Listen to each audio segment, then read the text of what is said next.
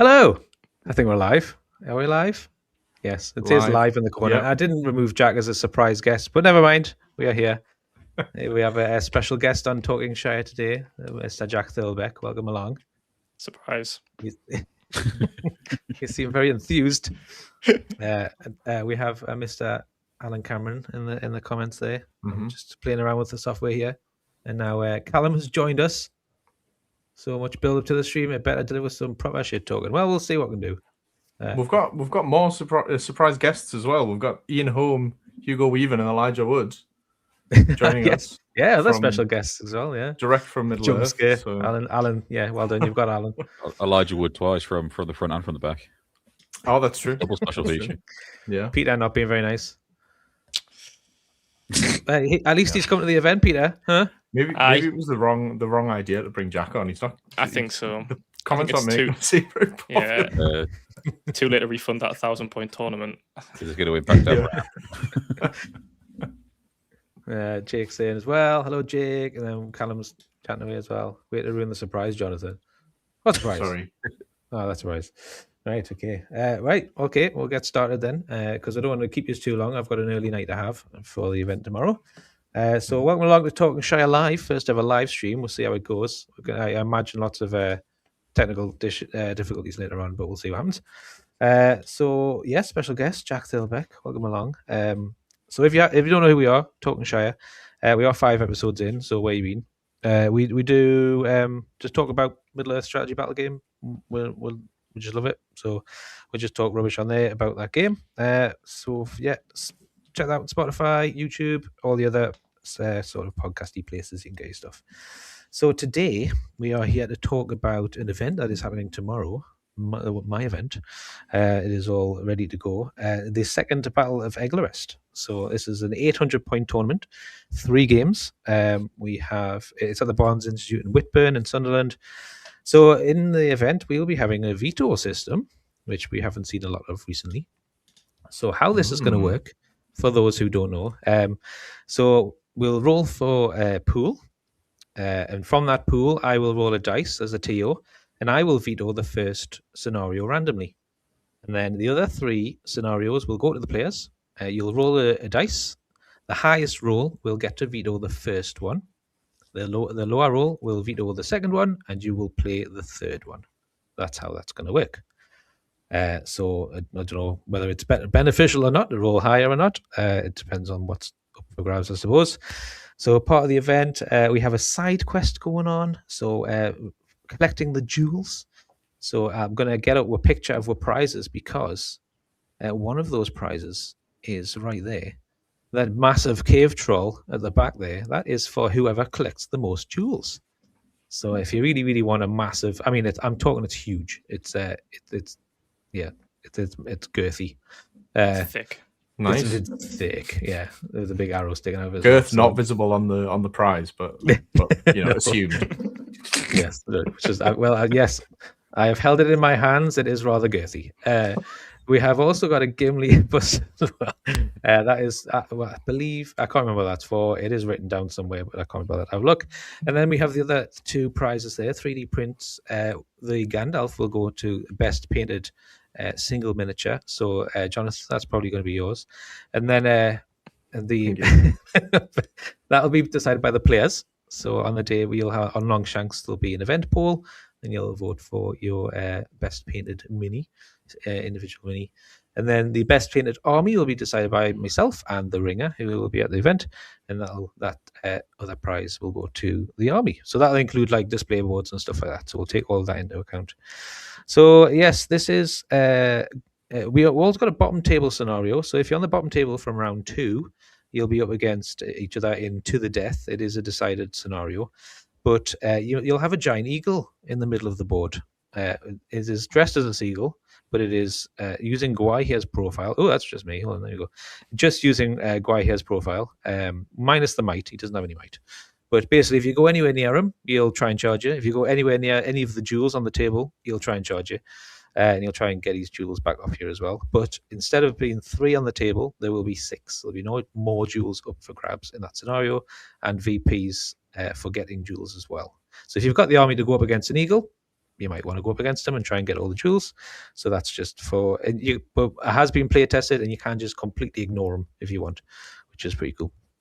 So that's for that. So it is a JBHL 90 event. So for those who are new to the JBHL sort of thing, so JBHL run events through that. It goes to like a national league situation.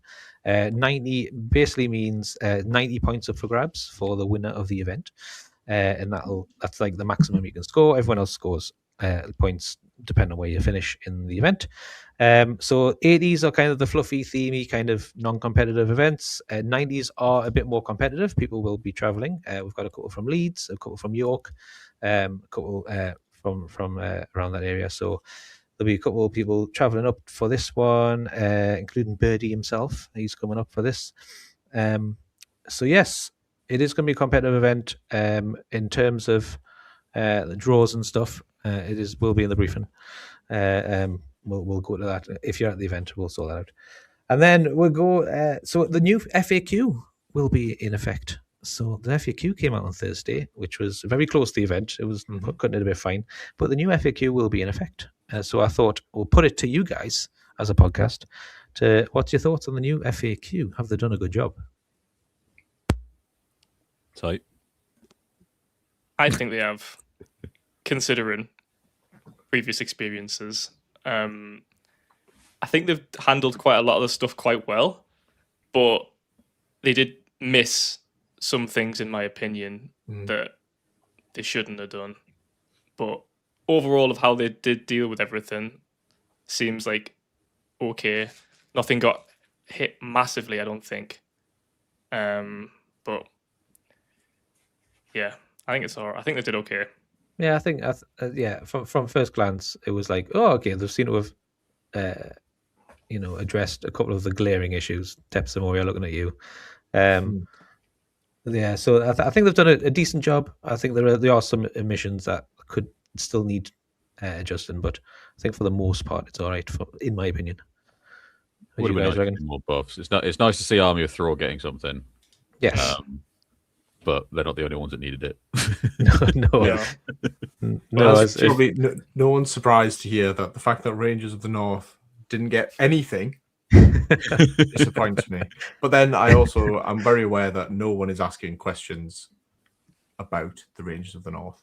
So yeah, fair enough.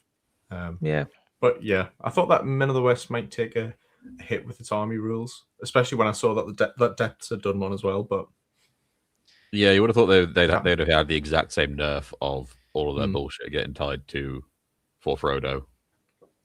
Yeah, or even a different once per game thing, but I think Men of the West is still hiding behind the fact that it was effectively trash last edition, and it was kind of a joke list. And everyone was like, because at last edition, everyone who plays it, you're really thematic player. Anyone who brings it now is you try hard. So like, there's no kind of in between, and also it's a very kind of like prominent part of the Lord of the Rings and stuff like that. So maybe they're keeping it for thematic reasons and stuff like that as well. Yeah, I mean, one of the things that you'd make. Yeah, one of the things I said at the start of the edition was we want good heroes to be good, and we want those sort of Aragorns, Legolas, Gandalfs. They need to be like stand out on the table and be really good. And to be fair, they are now. But I think that particular list is still, because you can soup it to an extent. I think it still needed a bit of help, or a bit of. I don't think even if it's just a tweak. I don't think it's propped up by the heroes. I think it's propped up by the army rules. Yeah, that's that. Yeah, I think that's it. The dominant 2, board wide, fearless. Board wide, fearless. You just ignore the fact that take both. Just ignore it. Take both of them, combine them into for Frodo. So you get one turn. You charge in thematically. You are fearless. You're dominant 2 for objectives and things like that for that turn, for like state of claim or whatever the objective one's called, and then it's thematic. The list's fixed immediately, no problem. Give you a choice later on. Do you keep it fearless for when you're broken? Do you not? You can actually use it for something that's cool rather than just passively having it like Depths has or had. Alan's had something to say. They wise left Crabane alone. Oh yeah, no one's had issues with Crabane. No, none at all. I do agree with him, to be fair. Having recently played Usurpers without the Crebain to see how they did, it wasn't a fun time. It was it's really quite poor. Fair. So, Again, a Crebain should be like a utility piece, something that's fairly good. But I think because you can still spam them, I think it's going to be, you're going to see a lot of them, I think, over the next few months. Which might be 15 an issue. points. Yeah, that's fine. Yeah, just kind of do something. Yeah. Make them cheaper. I guess you get more in them. That's fine. Yeah. They have 4 wounds, so why aren't they dominant 4? Oh dear, there's always one. Oh, well, there it is. That is true. You're lucky it's the blue one that's out, I'll be honest. Yeah. It's a purple one with tentacles you got to worry about. Hello to my family, by the way. No, I'm just joking. Peter, no end buff poor. That Ents did need a buff. Come on, Peter. Yeah, he's been going on about that for too long. They do not need a buff. They needed a reroll. They need at least one reroll in the whole army. He's trying to get my banner the other day, wasn't he, in the chat? Ridiculous. Skill issue, Peter. Sorry. Yeah, there you go. And then Ruthless Potatoes put Legolas rightly survived a nerf. What do you reckon? I don't think he's I don't think he's as bad as like people say. Like, don't get me wrong, he's a very good profile. He is undercosted for what he is. Yes, there's just much bigger fish to fry, in my opinion. Yeah, I think he's undercosted, but that's it. So there's other people. There's other profiles that are undercosted, like warrior mode profiles, hero profiles. A lot like Guahir, prime example. That thing is. It's 150 points. Last edition was deemed like quite cheap, and they're like, oh yeah, here's an extra attack. Here's dominant. Here's all this, that, and the other. Still the same points. It's fine. Yeah. He's. You look at Treebeard at 200. You look at Bayon at 200. The Watcher 200. He should be 200. It's just kind of what his profile does. Even Gulliver 200. Like Guahir should be up there as well. I'd even take 175, just so at least people are forced to bring some fledglings at different points levels and stuff like that. Actually, use the new profile, but possibly why he stayed cheap because we were putting him on a 100 mil base for no good reason, so he can't get anywhere. give him the dinner. Can't land in anything. Give him the dinner plate treatment. Yeah. Well, there you go. Right. So FAQ. We'll put that to bed. Excellent. Yeah. Right. So then, it's the main event. So the lists have just gone live for those who want to look themselves, but we are going to go through them and have a quick discussion. It's not going to be massive because there's 34 players signed up for the event. So we're going to start off at the top of the page. Not quite at the top, but we'll get to that. But at the top of the page, Mr. Alistair Twomey, who's bringing Corsair fleets. 2 ballistas. Ooh. What do you reckon? Awful. Great. 2 ballistas is like, I mean, they get to fire one before deployment. And it just means like, where are you hiding that this ballista won't be able to get you, especially at 800 points? Like, most armies are going to have, you're not going to be able to hide from both. From the ballista shot, yeah. Yeah. I think the one saving grace of multi-ballista and Corsairs is that at least the army it's supporting is really soft and squishy. Like I would have much more grievance if I saw multiple ballistas in an army that had heavy armor, for instance. Yes. Yeah. I do respect someone for bringing Corsairs when they did get hit reasonably heavy with the nerf hammer this edition, but I think it's quite good. I mean, I'd probably split up some of the warbands a little bit, but like rather than you've got a 10 gun line of crossbows, which is just terrifying. I was just about to say, you've got 2 ballistas, you've got 10 crossbows in there, so you've got 16 bows and 12 thrown weapons in total, however it is. I can see the logic 13, and the logic of crowding all the reavers in one on most scenarios, but it's going to be unpleasant in Maelstrom if you roll badly. Yeah. If that Bosun warband rocks up behind your like second warband of troops, oh dear, goodbye. Say goodbye. Yeah, I think it's got potential of it's a really strong shooting army. Let's be honest. There's a lot of shooting. Maelstrom, I think, is the thing it'll struggle with because the ballistas also won't get their shot either. Yes, but then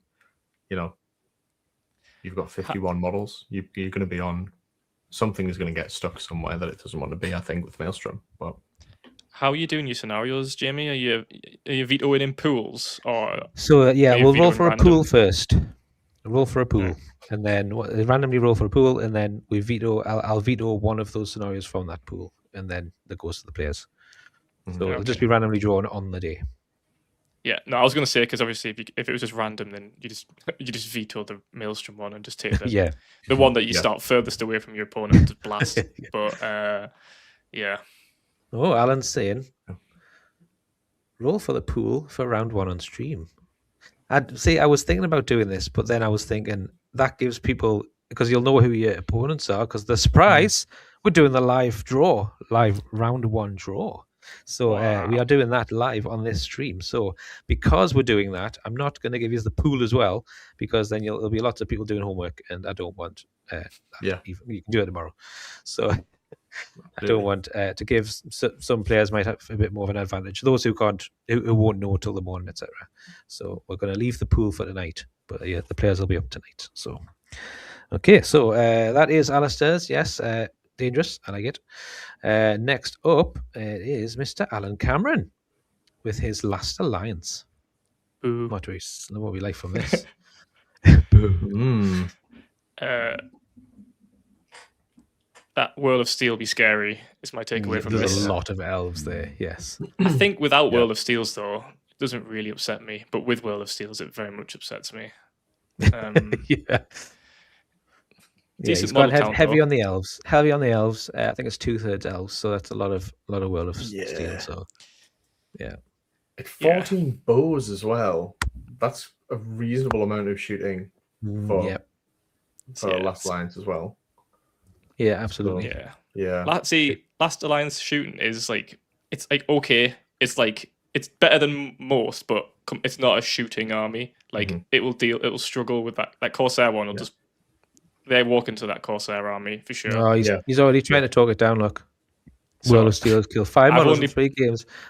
Yeah, it's still the law of averages says that the next game it'll kill 5 exactly by itself. So hope you're not Alan's first round opponent.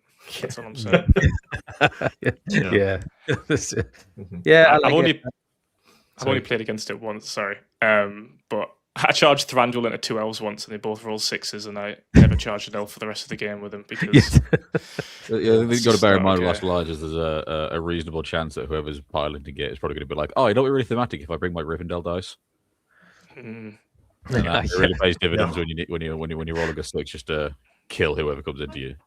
Oh, we've got a newbie question there from Simon. He comes to Rotten Seagulls, so that's where the club that the venue we're at. So he's going to be brand new to MESPG. I think I've convinced him to play a game. He's saying, can you explain the breakdown? The lists, are they small groups that need to stay together, or do they run around on their own? So in Middle-earth, each model is individual. Each model can do as they please, essentially.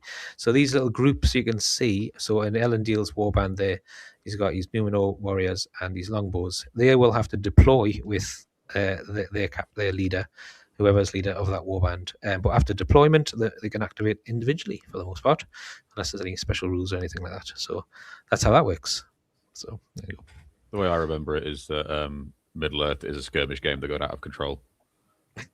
It plays like you should only have 10 models, but unless you're me, you won't only have 10 models. How many models have you got tomorrow, Nick? Or will you keep it as a surprise? Keep it as a surprise. But yes, I think Last Alliance, I think it's pretty good. Good courage, lots of elves, lots of high defense, 2-handed weapons. So I think it's going to be a strong list. I think. Yeah. The issue is Elendil. I think he's only got 1 fate. Having 1 fate in your leader just feels so. It's unfortunate. Especially because combat.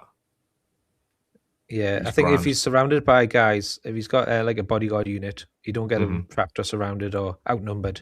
I think he'll just blitz through troops and stuff. So it's kind of always a risk of Last Alliance unless you go for the Elrond and Isildur route, because Gilgalad also only has 1 fate, doesn't he? Yeah. So if you go for the 2 High Kings, then that's always going to be a risk. Yeah, I like the Elendil's a proper hammer when he gets going though. He's gone for the obviously lesser heroes on the Rivendell side. Yeah. Yes, with Eristor and the captain. So captain's on the horse too. So bit of movement on there as well. Yeah, Elendil's definitely missing his horse, that's for sure. Yeah, he is this edition. All right, so that's Alan's list. So we'll move on to the next one, which is Mr. Andrew Lister. He's bringing Return of the King. So I don't see Gimli in this list. No, I wonder why. Because Legolas is a bull. That's all I'm saying. I know. It's disappointing, but at 1,000, yes, 800. I think I agree with this list. Yeah, riders in every warband. So I found this edition because of the extra movement that the ghosts get now, the 8-inch movement. I know you get the riders for the counter charge, but D8 they tend to stick around anyway. I think I'd have more warriors in there, but that's just especially with the free marches every turn. You can definitely see why that's not as useful, but yeah. I think if you get a Rider of the Dead in with the King of the Dead against a hero. Sorry, I'm realizing I'm hiding behind my microphone. Knocking down, doubling strikes with the King of the Dead at something, it's just they're going to die. You're going to get something through.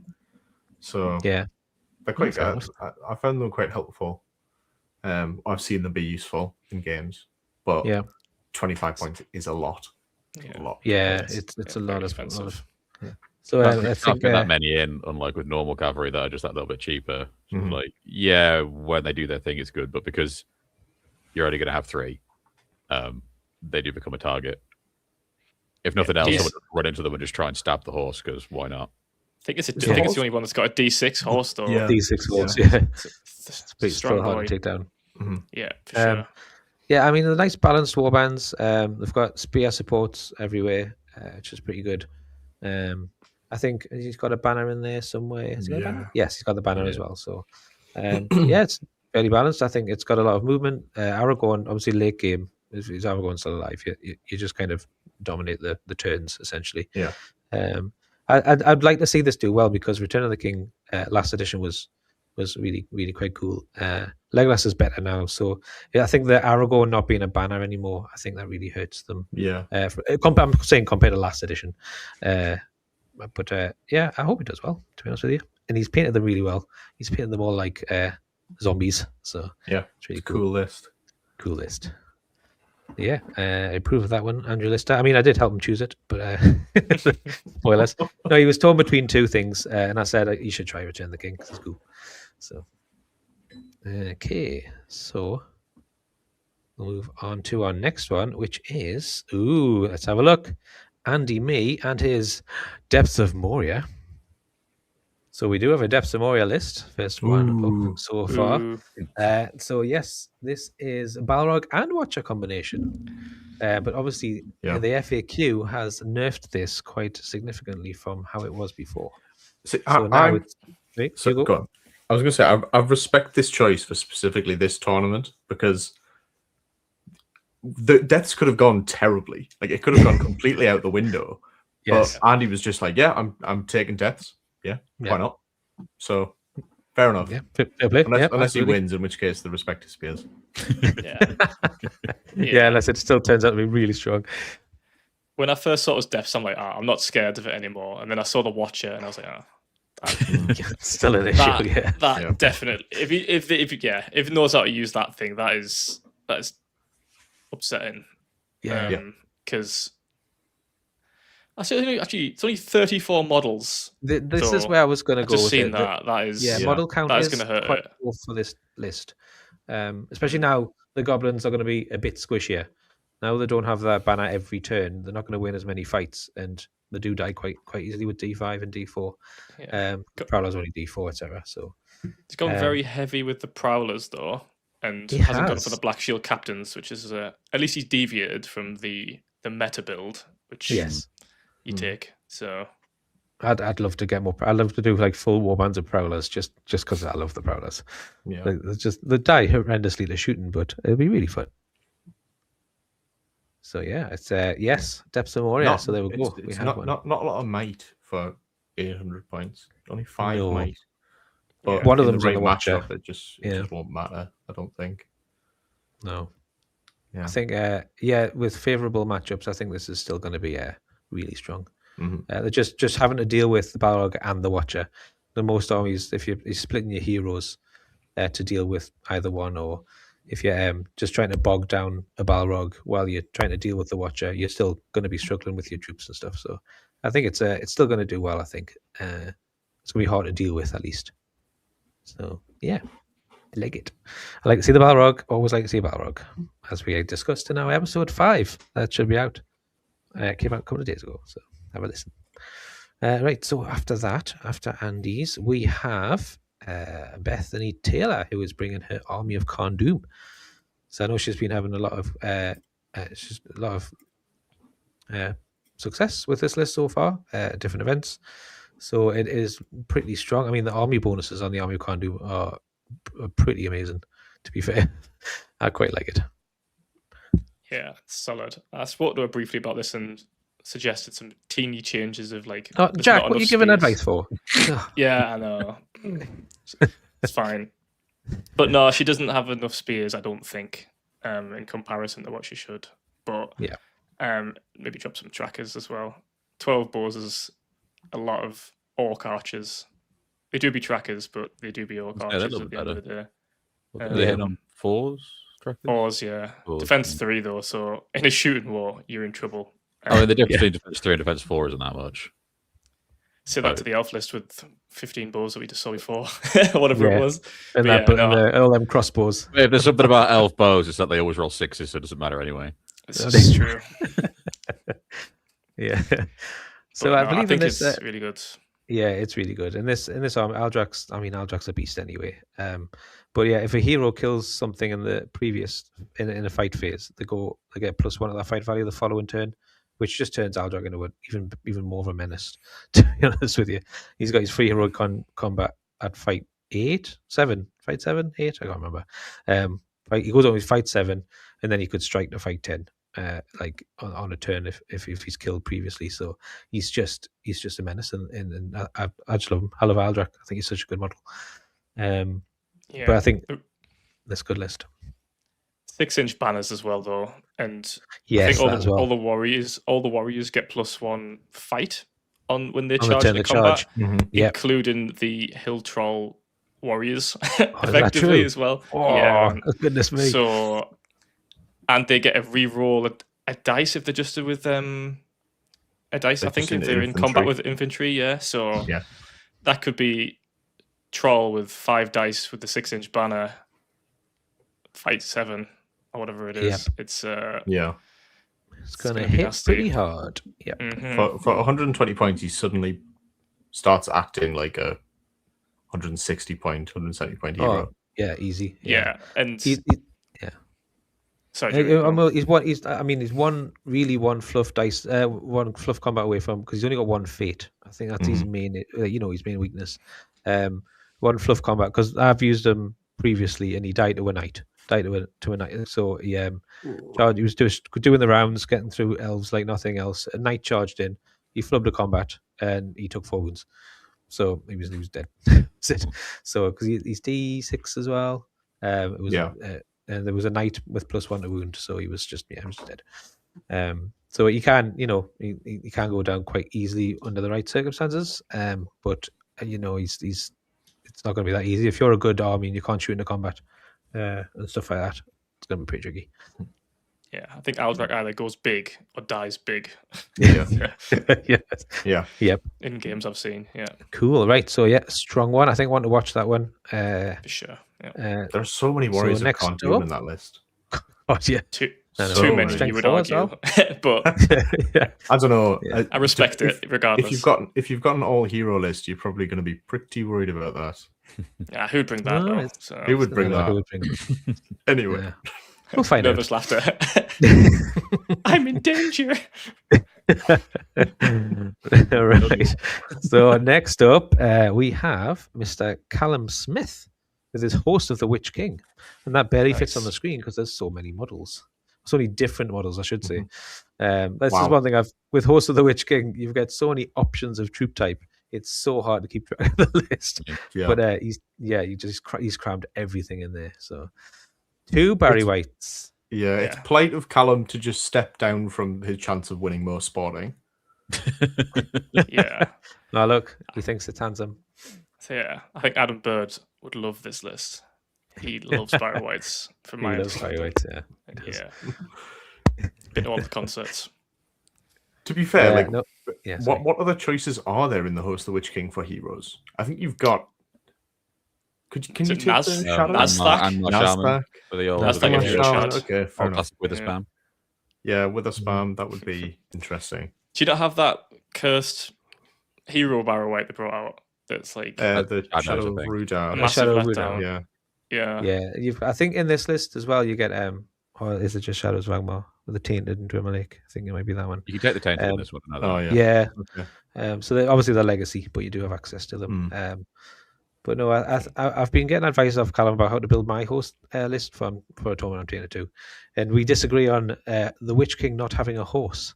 I always take with a horse, and he's like won me games being on that horse.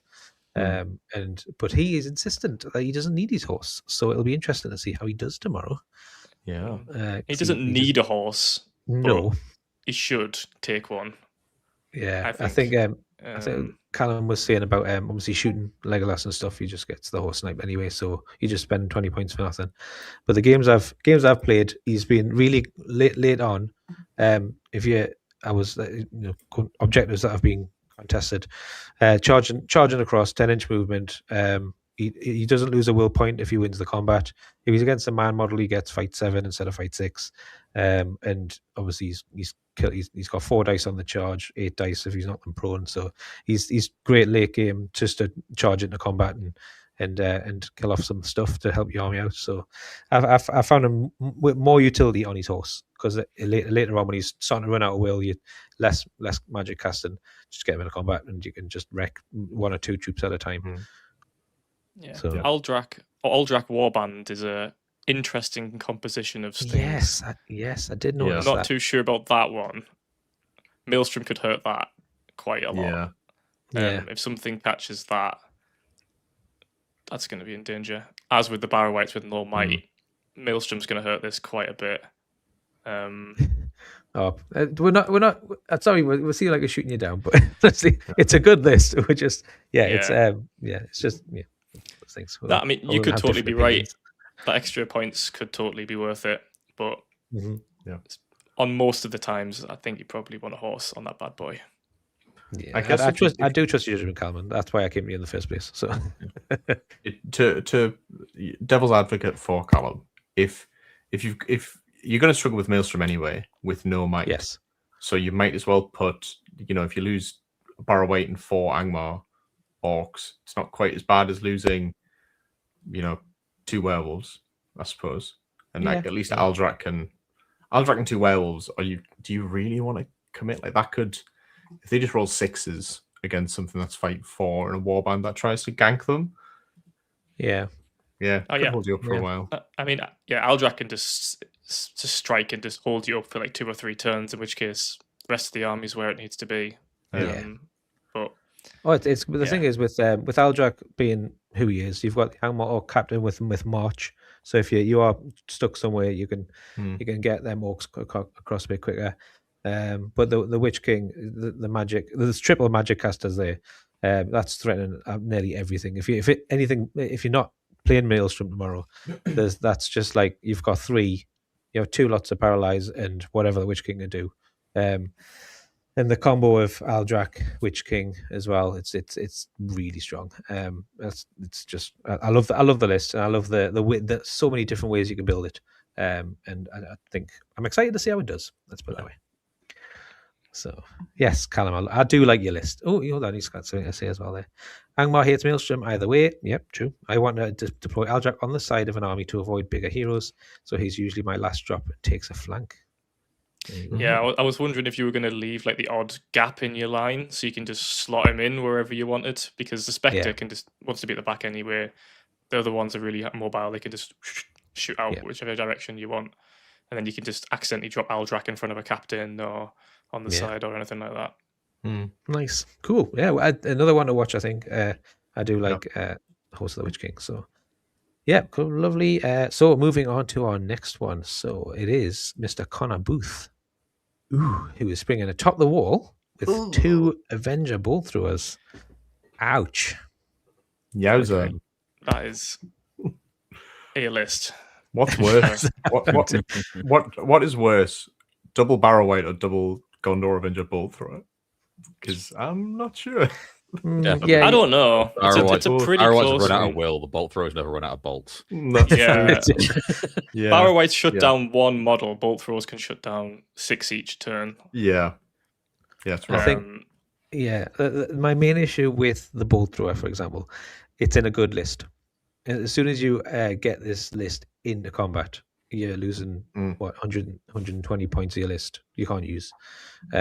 Is my only issue. But in things like destroy the supplies, you just sit and shoot, don't you? It's just rain arrows. So yeah. I wonder if this list is like Dale 2.0 from the start of the edition, because it's got blinded light, it's got 2 bolt throwers, it's got a load of strength 3 bows. Yeah. It's then got +1 to wound on a big block of stuff, like the Dale has, but it's also got magic. Strong boys. Strong magic with Gandalf. Backed up with defense 7 rather than like defense 5 and 4 and stuff. And so the army rules better atop the walls, Jonathan. You've taken that earlier. You get hatred Mordor within 12 inches of Gandalf. You also you automatically pass courage tests. All warriors automatically pass courage tests within 12 inches of Gandalf. And you get to re-roll ones near objectives, I think. Just park your bolt throwers on the back. Yeah. And that's for shooting attacks as well, I think. I think it just says re-rolls when near objectives. I haven't actually looked, but so it might be potentially. Yeah. But it's pretty. There's a lot of it tied up in Gandalf, but I mean, in this edition, Gandalf is brilliant. He's such a great model. He's got everything, like a million fate that re-rolls, loads of will, resistant to magic. Yeah, and you use Pippin now as well. Staff of Power. Yeah. It's disgusting. Yeah. Adam Bird would hate this list. I feel like. Would he? Would he really hate this list? Adam Bird loves shooting lists, doesn't he? Apparently so. Apparently he does, because this is Adam Bird's list with his Avenger Bolt Thrower. Wow. Look at that. It's a very similar build. I do believe Adam and Connor are both from Yorkshire, so they've possibly talked about it. Collabed. But this is interestingly, Defenders. Exactly. Adam's bringing Defenders, not atop the walls, which is why I asked you about the rules and why do you think he's brought it in a different list?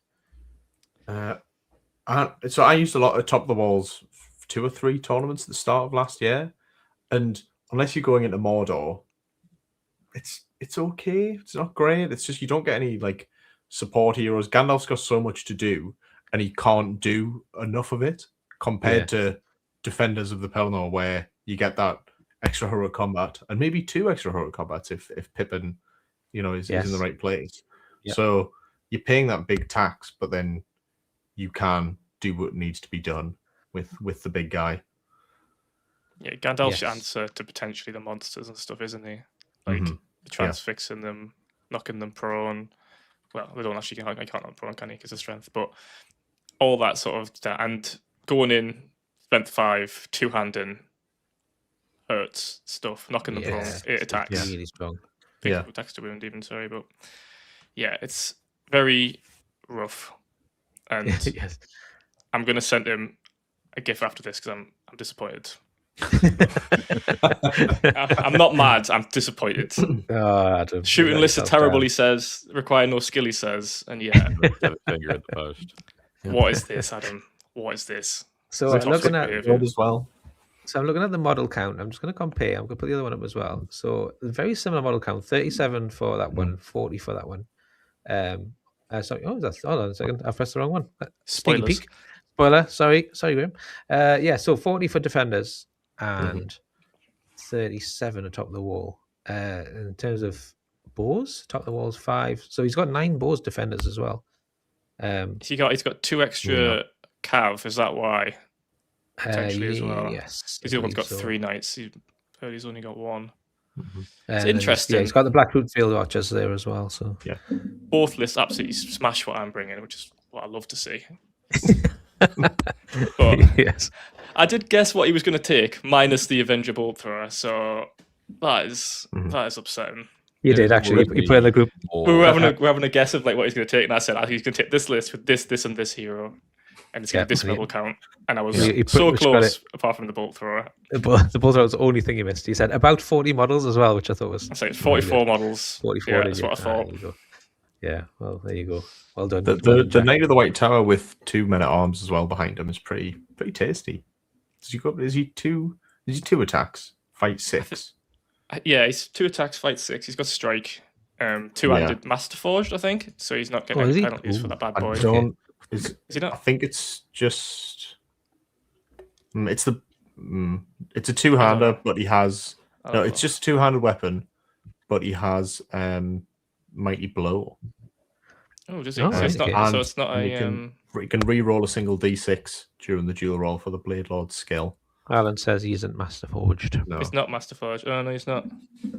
Oh yeah. Well, I mean, does he need Master Forged if he's got 2 supports? He's got a banner nearby, and he can re-roll these other dice. It's pretty good. Find out, I guess, won't we?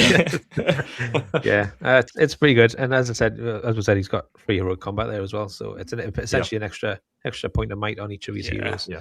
So 3 combats potentially is a decent army bonus compared to like the Legions of Mordor. Your hero rerolls 1s versus other heroes in combat with. Balance. Watch out for the cheeky Gondor Avenger siege veteran calling his heroic combat. Always a great moment. Gonna win him a game. Win him the game. Calling it now. So yeah, that is Adam Bird's list. So another one to watch because he is a very good player. So moving on now to Mr. Connor Young, who is bringing Thorin's Company. There we go. Yes, you love to see it. I'm so glad. I've never played against this, but I want to. It looks super fun to play against. Is it good? My assumption is no. It's possible to win, but you will. Well, this version of the list is slightly simpler than the conventional way of taking it, purely because so many points are tied into Radagast. Mm-hmm. When you take like big Thorin's Company, where you take like all of the dwarves, all of their interlocking meshing rules can wombo combo do some really cool stuff, but there's a pretty good chance you'll give yourself a migraine trying to keep track of it all. Yeah, this Rocky's put me off. Thorin's Company. Yeah, it's all the homework. It's too many dwarves. I love running it with all the dwarves. Like I won't slot in Gandalf or Bilbo until I've taken every dwarf, because that's where all the fun is in Thorin. There's so many cool niche combinations. Dwalin, Balin? 22 might be upsetting though, isn't it? Balin, Dwalin, missed it. And Nori. I can see the point of dropping them. Dwalin is good, but his low defense hurts him. Mm-hmm. Yeah. When you compare him to Gloin, who gets heavy armor and is cheaper. That's fair. But Balin's reroll to priority, that can be kind of. That can be, but I can see the logic here, because what he's obviously done is he's tried to capitalize on the family ties rule. Yes. So having Balin on his own would have potentially. He would have had to have dropped Ori, and that would have starved Dory of some free might, will, and fate, and also Ori's really good. Yeah, I mean, he's a proper gambler's model. It's one of those ones where when he does his thing, it's amazing, and it makes your opponent want to just quit the game. But it's worth it on that rare occasion that you have him standing still and you get to roll 2 dice for a shoot attack, and they're both 6s, and he just off a captain in one go, or like shreds it off of like a big hero like or something. Oh, it's good. Yeah, chucked in the sleigh there, and you're not a fan of the sleigh in this list. From previous. I want to like the sleigh. It's better in this list than it is in White Council, because you get the free heroic march. Well, not free, but you get the functionally free heroic marches, because you can spend will on them.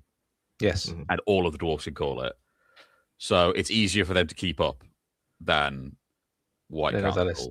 Yeah, but it still has the same problem that you're going to cheese on ahead and leave them in your dust on your own, get stuck. Everyone's going to pile in. Like, sure, you can give yourself terrifying aura, and you can give yourself aura of dismay. But when your base takes up a quarter of the board, like you can fit about 20 models into that, not more. When you're taking 20 courage chests, a couple of them are going to get him, and it's only fight 5. One of them has a good fight value. He's in a bit of a pickle, And then if you win the combat, as long as he's on the sleigh, he's only D3. So yeah. Just looking at rules here, because I've never looked at Thorin's company, and pretty unlimited march, because you can spend a will each turn, and you've got Staff of Power on Radagast, so he's just Tokyo drifting in the background, just infinite march. Radagast can't call it; it's only dwarves can call it. Oh, is it? I think. Oh shit, yeah. Does Radagast have strength and will? I mean, there's enough will in the army. No, the army rule is that all of the dwarves get march, even if they don't normally.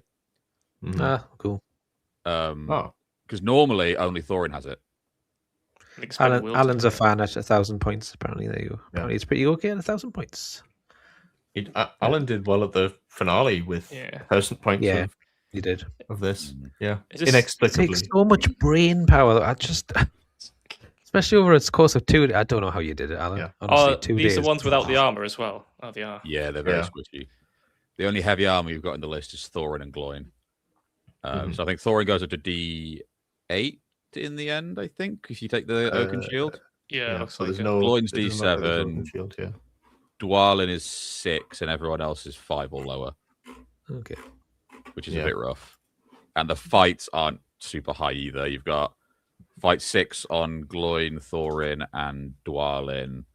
5 on Philly, Killy, Dory, and Nori. I think 4 on pretty much everyone else except maybe Ori, who I think is 3. It's not.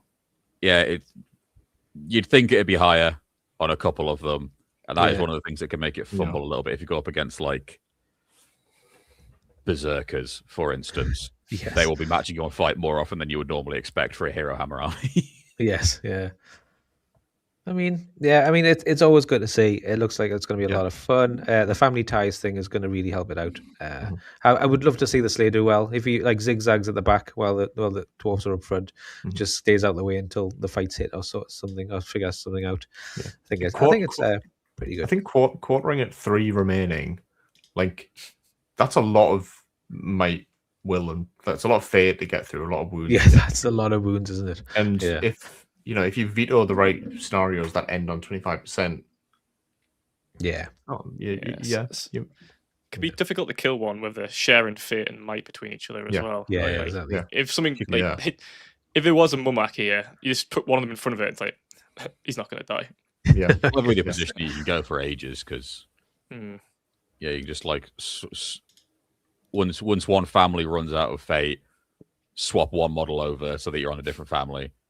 And start cheesing through theirs.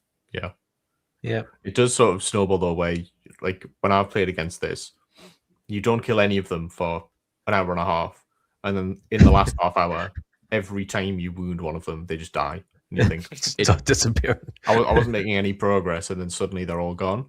It's a Hero Hammer experience. You're laughing as long as you've got resources. Yeah, and sort of like you can sort of treat your might and your fate as the equivalent of having warriors. Yeah. So it's like you start off with the equivalent, like this has got 22 might, so this might as well be like a 30 to 40 warrior army. Yeah. And then you run out of might, run out of fate, and then these last handful just cave. Just disappear. Well, there you go. Thorin's company, it's good to see it. I'm glad it's coming along. So we'll move on now to Mr. Dave Lal, who is bringing Grand Army of the South. So I don't know much about these lists, so I'm going to have to let you take over on these ones. So Grand Army, what do you reckon? It only has one bonus, I think, which is +1 courage. Yeah, but that's the only. But it's a very, very soupy. Yeah. It's not terrible for an evil list. Like courage is actually surprisingly good, but it's not. Quite a few of the models have their own special rules, which kind of makes up for not having an army rule when you can mix and match to such a degree. He's brought the drum as well, which is interesting because it doesn't actually have a keyword. So in theory, it affects everything. So I believe that I think GBHL have FAQ'd this one. I think it. I'm gonna have to double check it when we come off. But I think it has been FAQ'd by the committee. So we're gonna have a look and see how that is worded. So I imagine they'll probably. One said the army bonus is that Dave is piling it. Oh, very kind. Yeah. Playing fast and loose with the word bonus there. Yeah. Bonus in the same way as Legions of Mordor is a bonus. misspelled detriment. Class. I do think it seems like quite a. It's got crossbows are good. Like the individual warbands, they can do. It looks like they can do quite a bit of damage. The Mahud Raiders, they're the guys on camels. Yeah. Yeah. So So sticking a Fight 5 pike behind any infantry model is pretty good. Like a 2-attack Watcher of Karna. 4 of them as well in that warband. I like the Watcher of Karna. I reckon that's he's hedging his bets that he's going to go up against a Balrog or Return the King. Yeah, so he hasn't got a banner in this list. Just looking at it, unless I'm blind. So there's no banner, but Delegate can force.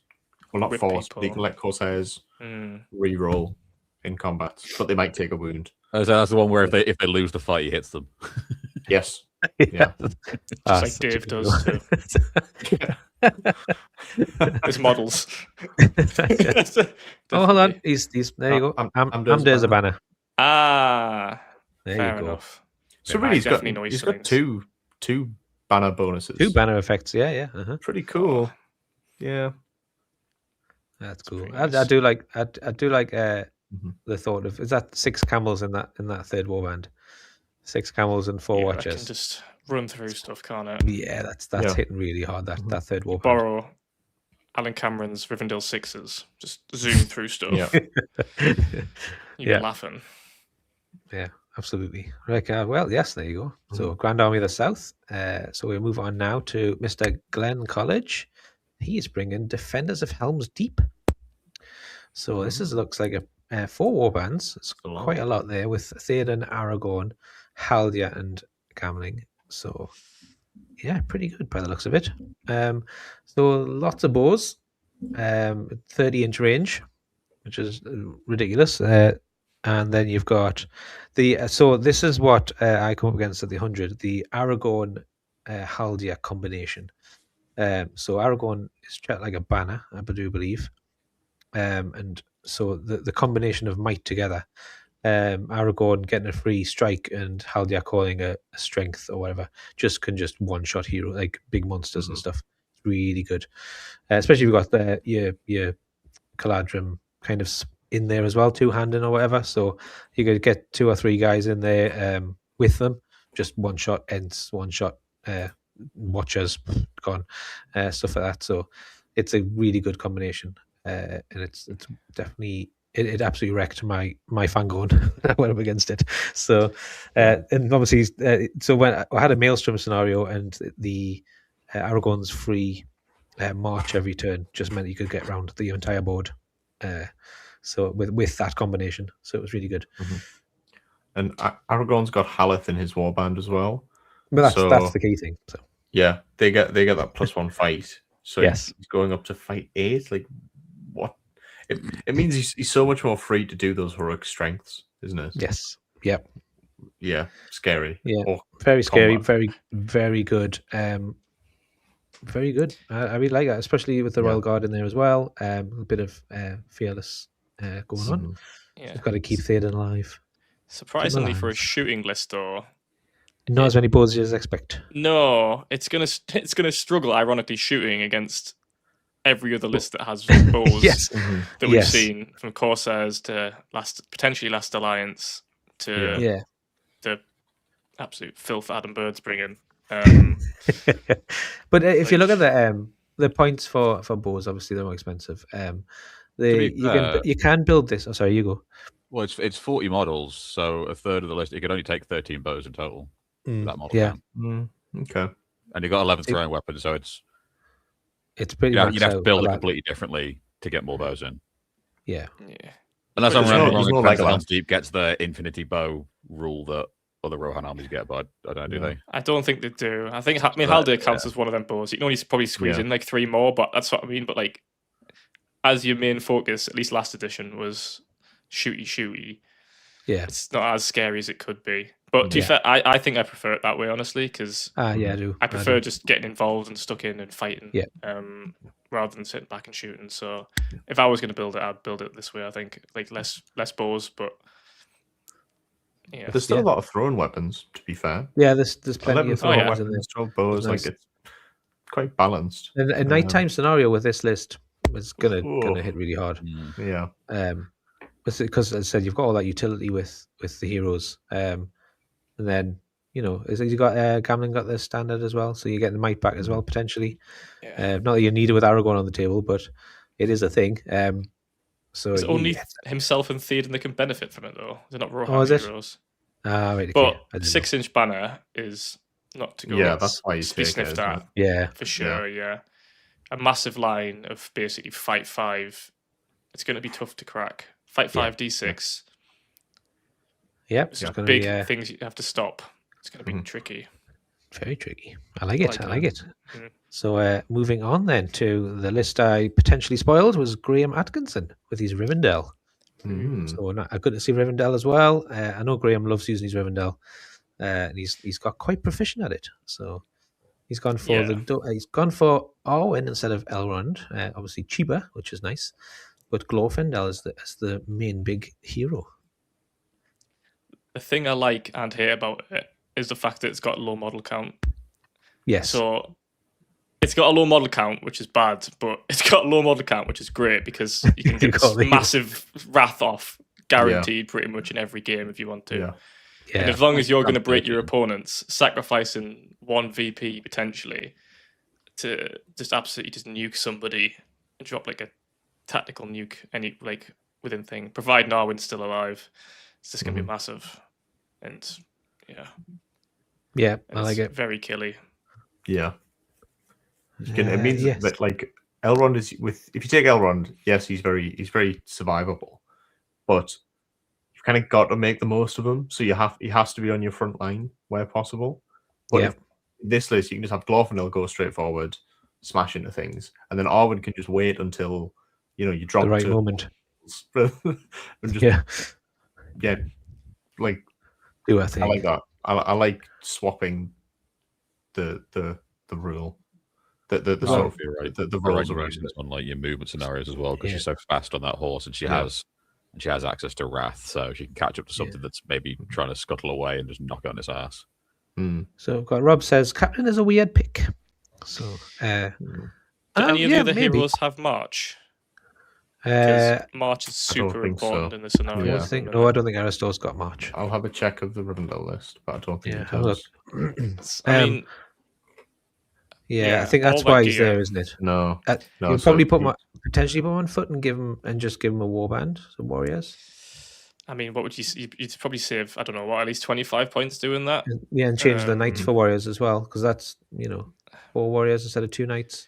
I mean, I do. Knights are pretty cool, and if I'm imagining this right, Graham probably has a lovely painted Rivendell captain with a lance. To be fair, on a horse. So that's probably arguably another reason why he's took it. Yeah, but I do like it. It's definitely gonna hit hard, but it's interesting. I like it. So what Rob says is, he said one of Captain or Aristo, not both, surely.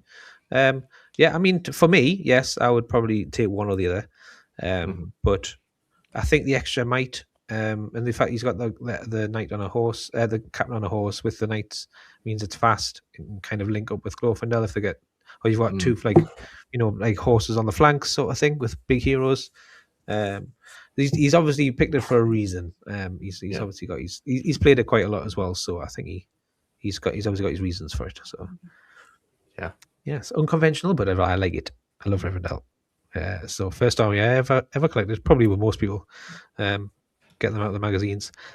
So moving on then to Mr. Ian Clark. This is one of my favorite lists. Generic Moria. Look at that. He's got the Watcher in there. Yeah. Durbers and the Cave Troll. And then just goblins for days. He's brought a Cave Troll. He's got a Cave Troll. Cave Troll and a Watcher. Bunch of prowess. Drum. He's got bringing the drum along. And it's still, what is that? I can't even see. It's so small I can't even see how many warriors that is. Hold on a second. 56 models. 56, yeah. With a drum, a Cave Troll, and a Watcher.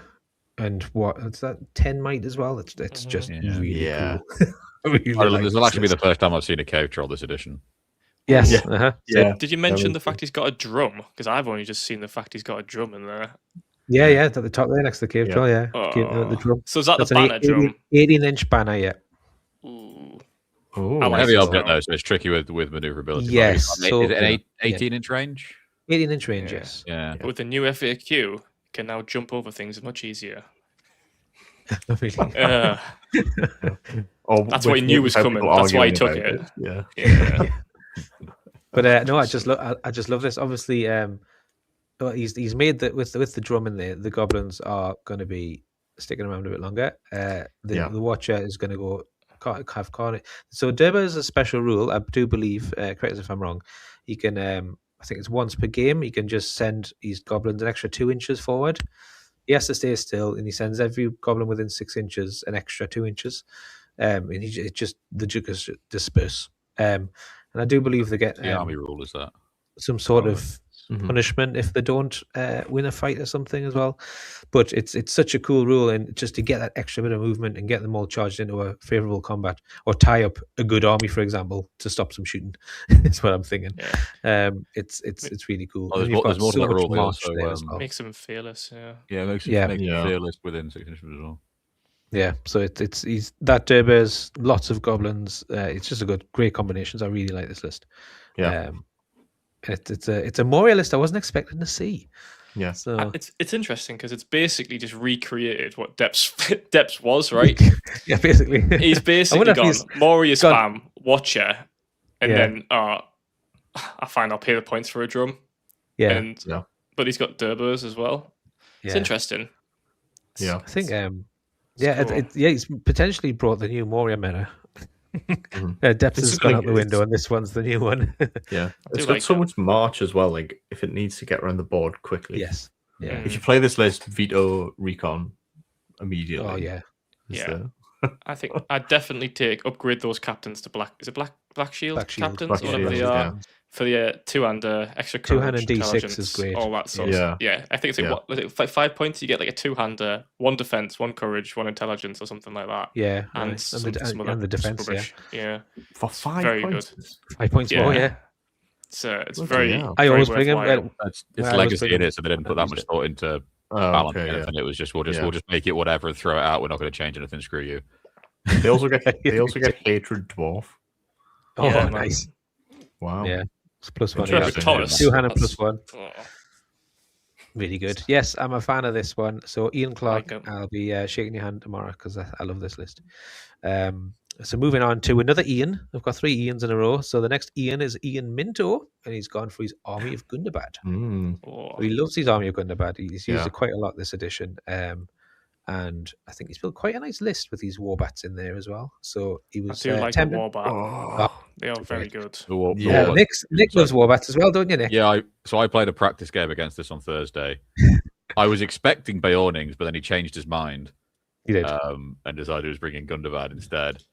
And the warbats are a nuisance at the best of times, but when Bolg is looming within charge range on his warg, then the concept of a warbat is actually very terrifying, especially if he moves first and manages to knock something over.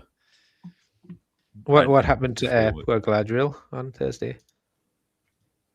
So there was two major oopsies.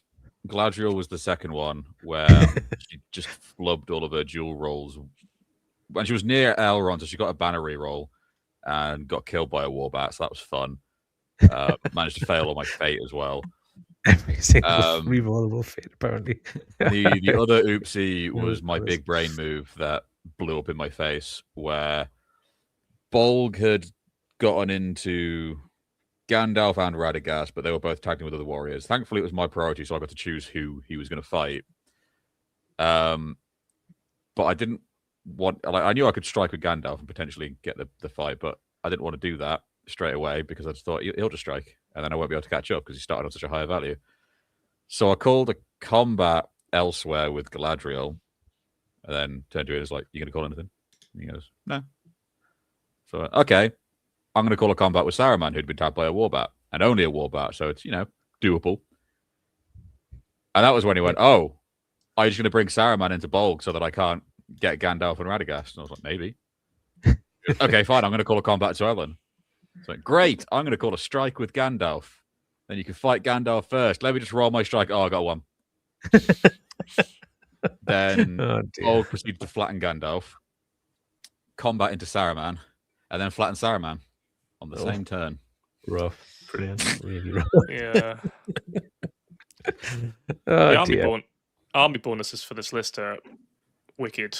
Yeah, Just reading them there, they are class. Yeah. Master of Battle, plus 1 turn of +2 courage, -2 courage, and then the rotating banner of is it March, a banner, and then feel no pain. Yeah. That's surprisingly mobile list. Seems like it hasn't really got any cav. Obviously, he's got the 2 bats, but at least 3 turn 1 March, and then the mercenaries can spend 1 white second well. turn. Yeah, and the berserker. Mercenaries just pop on, just they fight and then move it.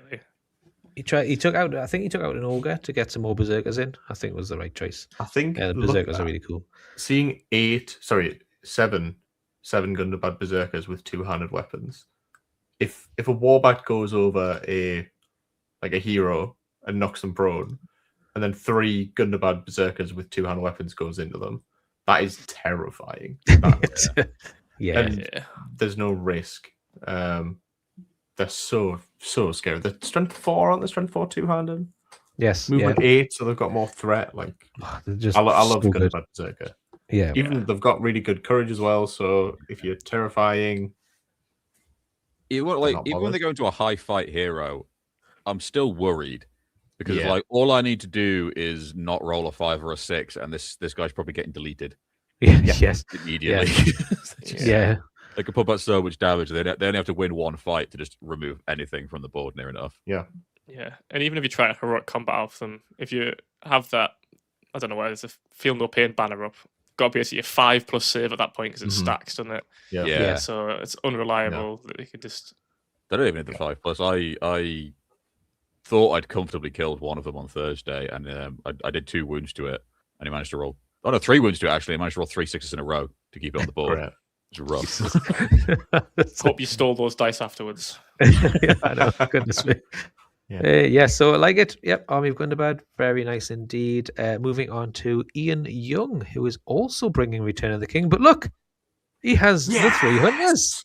He's bringing all 3 of them. This is the list. Very interesting. Andrew Lister, please take notes. Please listen, Andrew Lister. Yes. So interesting build. Leaving Gimli and Legolas with no warriors could be potentially crippling in a Maelstrom situation. So I mean, if they jump on Gimli though, I assume he has defense, and he's defense 8 or something like. He can last. He could tank it. Yeah. I don't think he has defense. Really? He has strength, strike, and challenge. I think. Boo. Give me a second. What is that? As if I think it's because he's already defense 8 potentially. He's already defense 8. No, he doesn't have a. I mean, D8 anyway. He's strength. not. He's just got strength and strike. Yeah, he does. Yeah. But I think it's pretty good anyway. But if you're deploying as a block, that's very scary. With all that, Legolas, Legolas has his own things going on. But King of the Dead, Aragorn, obviously the Gimli Legolas combination. I'd love to see it. So to be fair, even if Gimli gets jumped on, he'll rack up some kills probably. And big lift. And then that's soup Legolas. Yeah. So when he gets jumped on, he's just shooting them anyway. Yeah. So It's upsetting. Yeah. I actually interesting build, and I actually really like it with the 3 hunters. It's not something I would choose, but it's something that I'm looking forward to seeing. So it's the morally correct thing to do. Yes, it is. Law accurate Return of the King. Yeah, exactly. All right, so we'll move on then to our Mr. Jack Thirlbeck with his Army of the Great Eye. Oh God, so this talk me is through terrible. it, Jack. Sorry. What a terrible list this is. So terrible. Shocking. Yeah, I mean, it's all right. Yeah, downplay. It's a master of nothing, and it does a bit of everything. Okay, it's kind of like a control-y list to a degree, as much as you can in this game. Yeah, but it's got 3 fight 6 heroes, 2 of which was strike, 2 casters, march, load of bodies, a bat, 4 cav. Half the line's D6, half the line's not at the front. Oh, that's it. You've all them D6 warriors, and you've got a model count of 48, and some of them are D6. It's pretty impressive.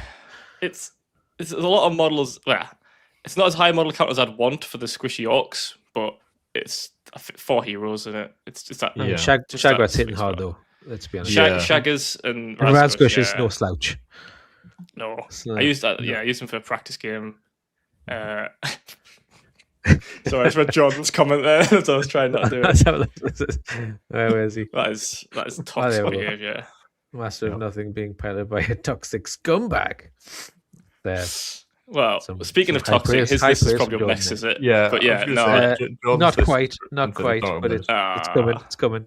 But what do you guys think of it? I mean, it's got 3 trackers, so I'm going to outshoot most lists. Oh yeah, especially that the top of the walls one. I think. Yeah. Oh yeah, but that top of the walls one that is going to blow me off the wall with shooting, and then get +1 to wound against me with hatred. If you get that, or +2 if it's a Citadel Guard, I'm going to have a great time against that. And then Gandalf's just going to explode my Witch King. I mean, Wraith, and then he's just going to go pop as well. Yeah.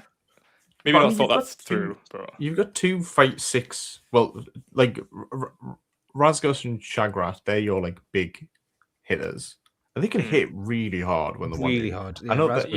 Is Razgush D6 or 7?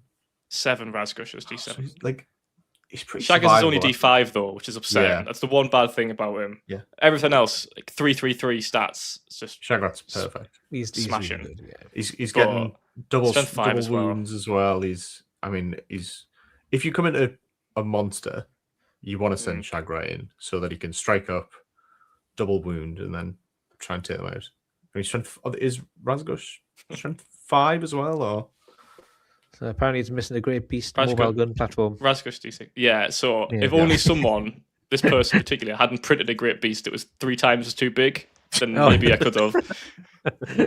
Another note: if anyone wants a great beast that's actually the size of a mummock, let me know, because maybe he just thought you wanted a mummock that looks like a great beast. I mean, I respect it. I see. Yeah, but no, it's a interesting list. Yes, it'll be all right. I don't know how it'll do. We'll see. I guess. I think it's gonna. It has lots of things with it. 6-inch fearless bubble, 6-inch banner, whatever it is, little eye thing. So I think the double caster, you're outnumbering quite a lot of stuff, and the 2 fighty heroes. I think it's going to do. I think it's pretty good. I think you just want to avoid those both of us. What's that? Sorry, only 1 bat swarm. Would you not? They are. I suppose it's 35 points. I just spotted. That's quite expensive for just like contingency, isn't it? You can definitely get more models and like less bats, but you have to drop a hero to do it. I think because fair enough. Orcs like D4, 3, and 5. They are just going to go down really quick. It's just there just to buy time. Like same with the Black Gnomes. Black Gnomes are not well costed, as Morannons and Leicester Fighting Men, but the D6 and a little bit of strength 4 is just there just to slow stuff down if possible. Yeah. Or add a little bit of extra punch to get through some D6 as well. So nice. Okay. Well, I like it. Yeah. Good luck with that. It looks pretty good.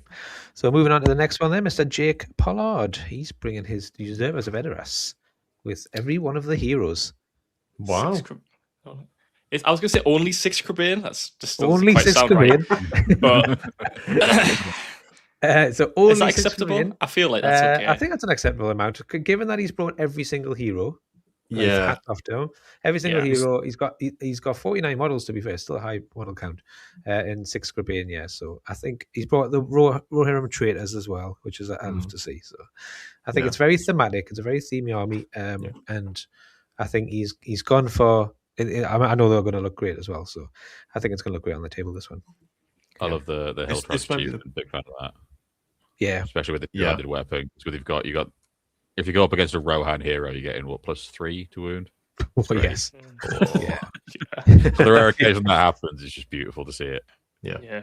You better watch plus out as well. wound, but he loses the combat and gets run over. So yes, but again, it's the threat of it. Like if you've got like Theoden nearby, it's like, are you going to necessarily take the chance? Probably, yeah. But if you're up against someone that's just enough of a coward to think, oh no, what if he wins? He'll take out Theoden in 1 turn. Yeah. I think this might be the first time I've seen General Targ at a tournament ever. Yeah, to be fair, I think for me, I not played you, Jonathan, running General Targ. No, I took Usurpers at the 100 last Jan in was that Thorn or something? That was it was Thorn, yeah. Thorn's the Rohan guy. Yeah, Targ's the guy that Wolf doesn't listen to at all in the film. He just kind of stands around going, "No, you shouldn't do that." And he goes, "Nah, I'm going to do it anyway." And then that's pretty much him in the entire movie with Targ. I haven't seen it. I enjoyed it. There you go. So we'll move on to the next one, which is our very own Jonathan Mack with his fellowship list.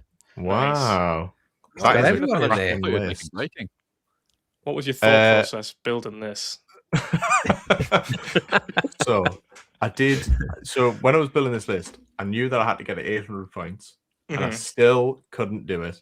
But 795 is pretty close. Yeah, it's pretty darn close. I was going to take rating of the Fellowship, but this one's cooler. My mid-order Gandalf and Bill the Pony and Sam arrived. So yay! That was the decision made, essentially. Plus he needs redemption for Bill the Pony after episode 1 of the podcast. Yeah, he forgot all about him.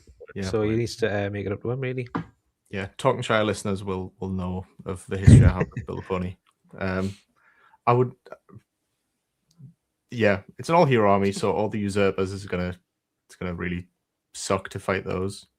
There are very few tricks that this can pull off reliably.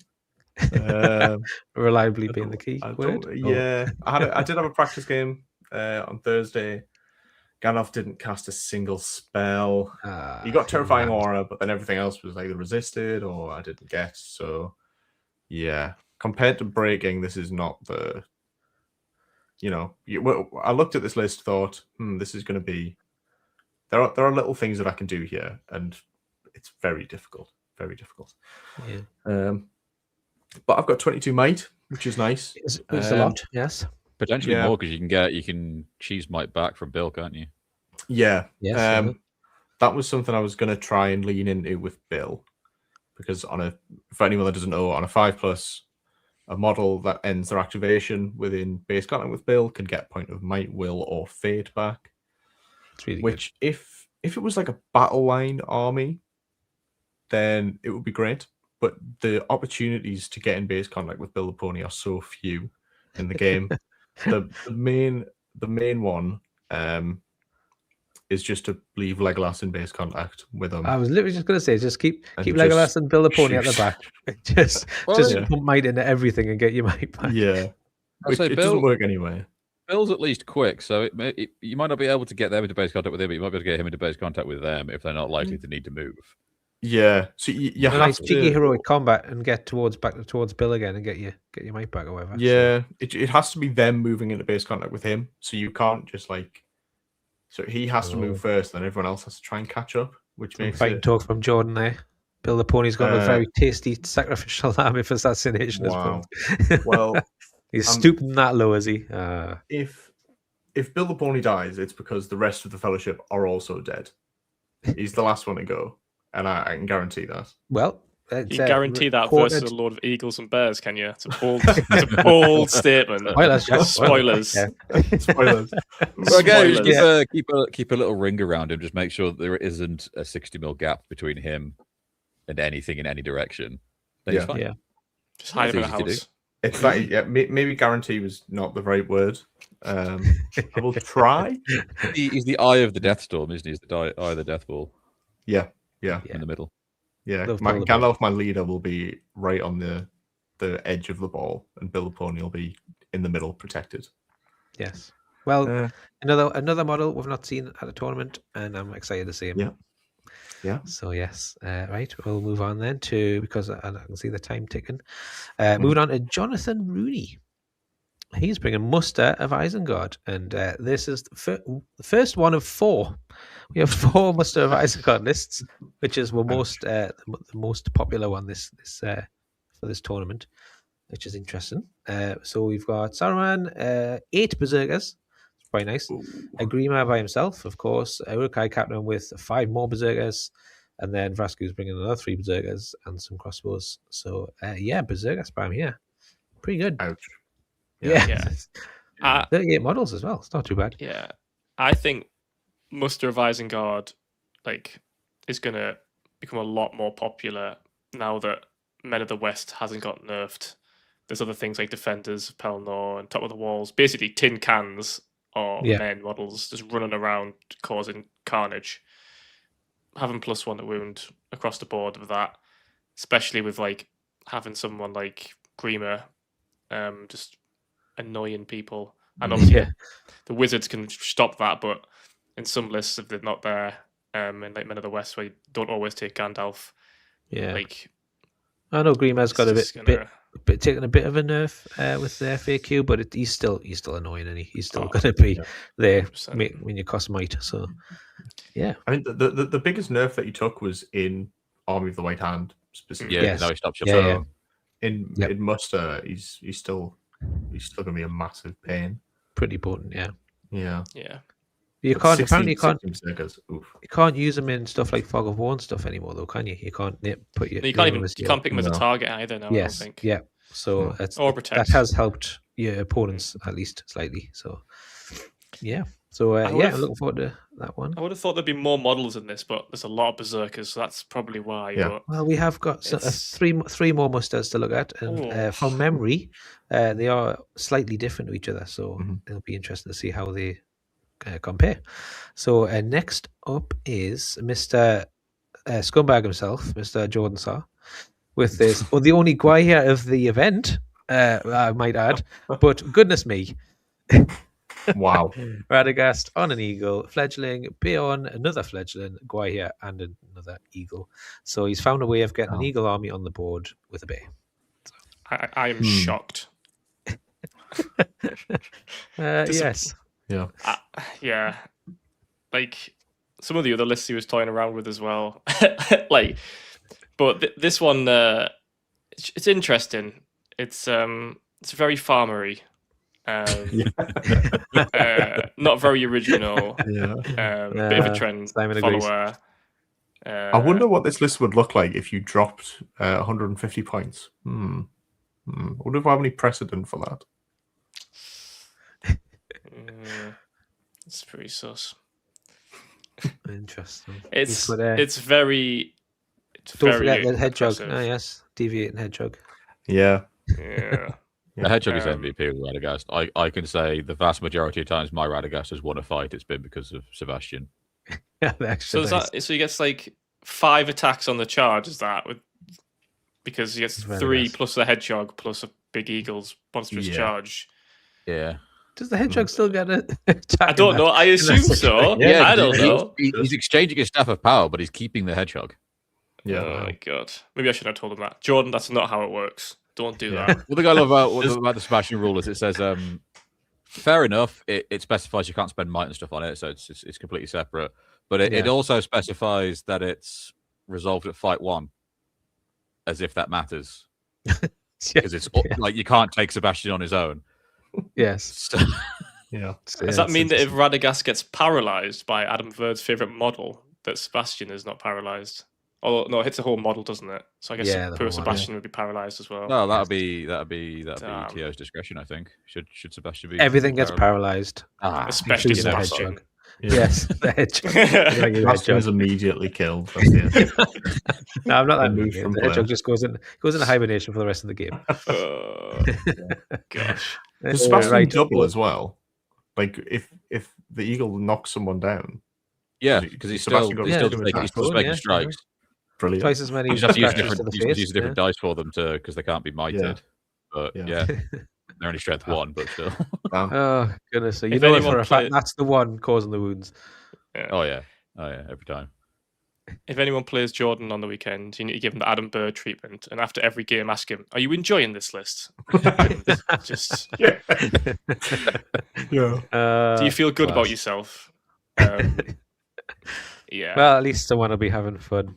Right, so we're moving swiftly on. We have Mr. Laszlo Tori. He's bringing the second of almost must-have Isengard lists with more models. So I believe, let's have a look. 40 models. Yep.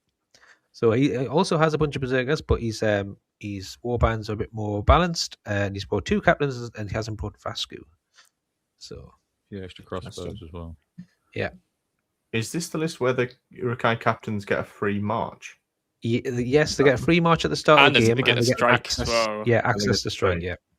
So I see why he's gone for 2 captains instead of Vasku there. Yeah, as a fast army. Yeah, at the start of the game. Yeah. 12 berserkers coming at you very quickly is gonna suck. Yeah. Yes. Maelstrom, it's gonna be pretty awkward in Maelstrom though, when they get heroic march for free on the first turn, but they can't call it because they're not on the board. Well, yes. Yeah. There is that. But banner in each of the captain's warbands. So 2 banners on the table there, which might help with some VPs. So I quite like that actually. It's quite a I wouldn't say bog standard, but it's a very you've got only a few unit types, and it's like a good battle line army, I think. And Saruman sitting at the back just causing havoc. So when you compare it to Jonathan's with Frasco, see the difference there. So I 2 always, more models to be fair, but there's a lot less berserkers. I always quite like lists like the other one you just shown that looks like there's a lot of stuff in each warband. In theory, there's a lot of thought that goes behind it. Like because there's like lots of different types of models and stuff. Everyone's a little bit different. 2 banners as well. I just know. Yeah, it's 2 banners is good.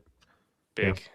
Yeah, that's basically saying I'm going to shoot you for a little bit, and then I'm going to win you with the fight as well. I'm going to smash you. Yeah, basically. Yeah, very 2 good. Very good. Shields. I don't think the other muster had any Urukai shields in it. No, it didn't. Had lots of a few pikes. If he wants to delay the game ending at any point. With shield wall now as well. Oh yes, I keep forgetting that's the thing. There's only 2 Urukai in each warband though, so they won't be able to get shield wall unless they like match up. Deploy it. True. Yeah. I'm a noob. Pretty cool. Don't say that. It's all right, Laszlo. It's You're not a good list. Jordan's a noob. Jordan's a noob for bringing the sweaty, horrible cheese. So, just parent of man armies, and then you're fine. I forgot. Yes, Todd has rightly corrected me and said technically I'll have a backup guy here since the ringer will have one as well. So, yes, he will. So if anyone drops, we have a guy here coming in. So there you go. Don't do that. Right. So that's the threat, guys. Everyone turn up. Once whoever plays Jordan drops out after round 1. Make Jordan play it, see how he feels. Guahir versus Guahir. Absolutely.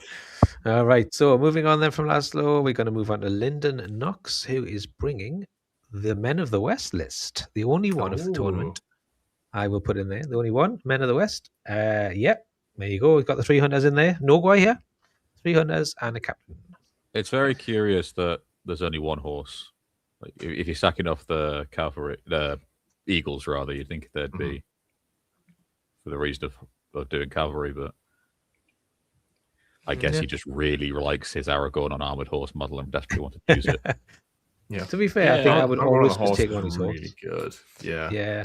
The model count's lower than you'd want, and there's a captain in there, which I think is the wrong choice. I think drop the captain because you've got Aragorn for might and the marches and stuff anyway. Yeah. And then just get more bodies. I think you'd have done a bit better. Legolas by himself is a shame for Maelstrom. Yes. Yeah. Yeah, but he hasn't got his cloak in there either. Like I'm intrigued by Ulby and Minas Tirith as well. The 4 muster lists will just. They'll like eat this. What are they like? Strength 4 and stuff like that. You back them away in the right way. Wounded on 1/4s. That'll hurt them. Like be big and it'll be higher. Outfight them as well. Yeah. With the berserkers. Peter's just put that in saying, I'm not sure he always needs the horse. The game we played, it allowed him to squeeze through the lines because of the base size. So, yeah. You're talking about Aragorn not needing a horse? Yeah, Aragorn, yeah. Peter, you're wrong, buddy. Like, just dismount him if that's your problem in the combat. But yeah, always take him on a horse. Yeah. Would be my suggestion if you want to not lose.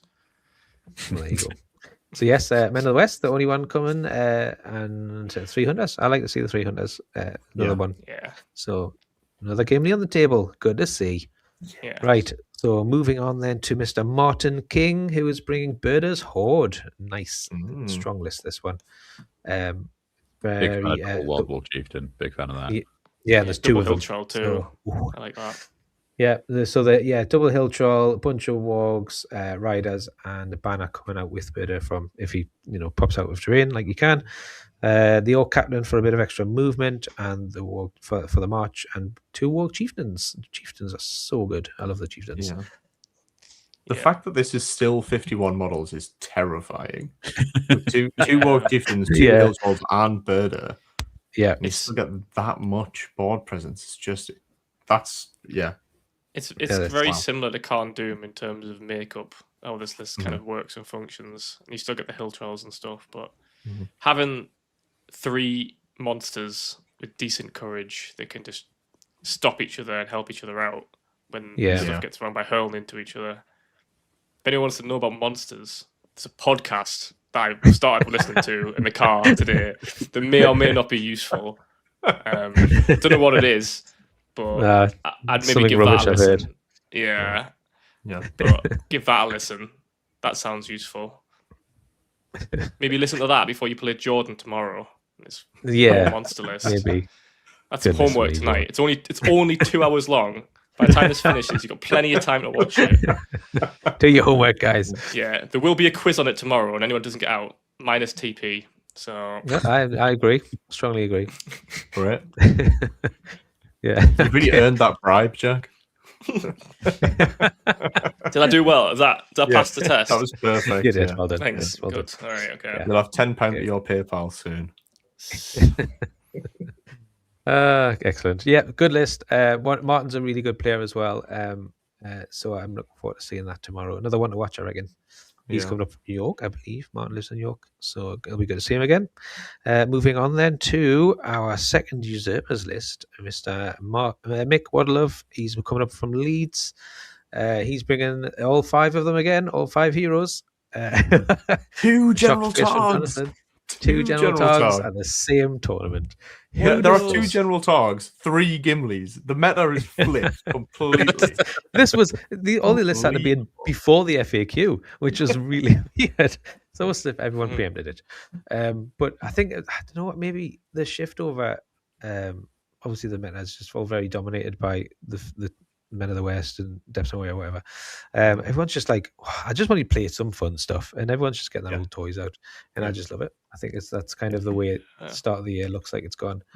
But again, same as the last list, really not only 2 Crebain in this one. 2 Crebain, so not as potent as the other one in terms of Crebain anyway. But yeah, Simon, the world is healing. Yeah, that's pretty much. Yes, I really like this one. It's 54 models, all 5 heroes. Same thing with the Hill Tribes Chieftain. He's very good with these 2-handed Rohan traders, so very good. I really like it. And Mick, I know Mick always paints things phenomenally, so you've got some competition, Jonathan. Jonathan, I think Jake's also. You said he posted like a last minute display board making.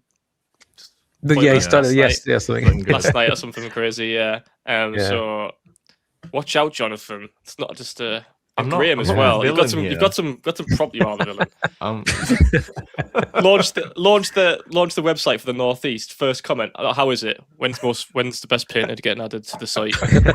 that was for general interest. No, it wasn't. No, it wasn't. Straight away, it's like everyone's like, "Oh, this is cool. Oh, I can find events now. When's best painted on there? It's on there yet." Jesus Christ. Yeah. What can I say? There you go. So yes, Mick, looking forward to seeing this.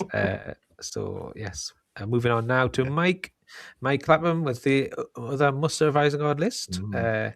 So this one, lots of berserkers in this one again, I believe. 10 berserkers, yeah. Only 10, a bit more rounded out with the warbands and Vrasku again.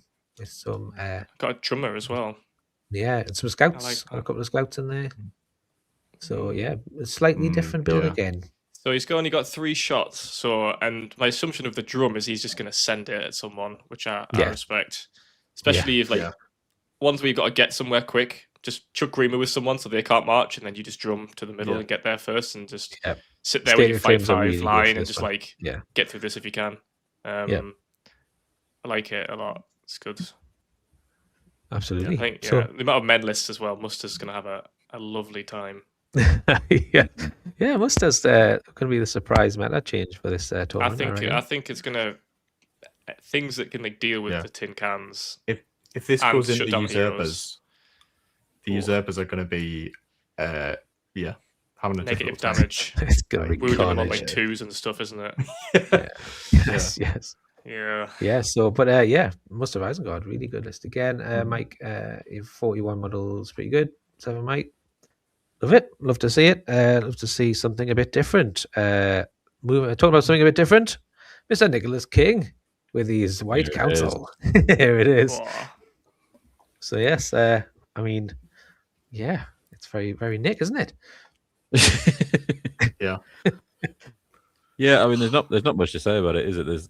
There's 2 ways you could build White Council at 800 points. You could do this, or you can drop an entire body and be 100 points under, so that you can take the sleigh.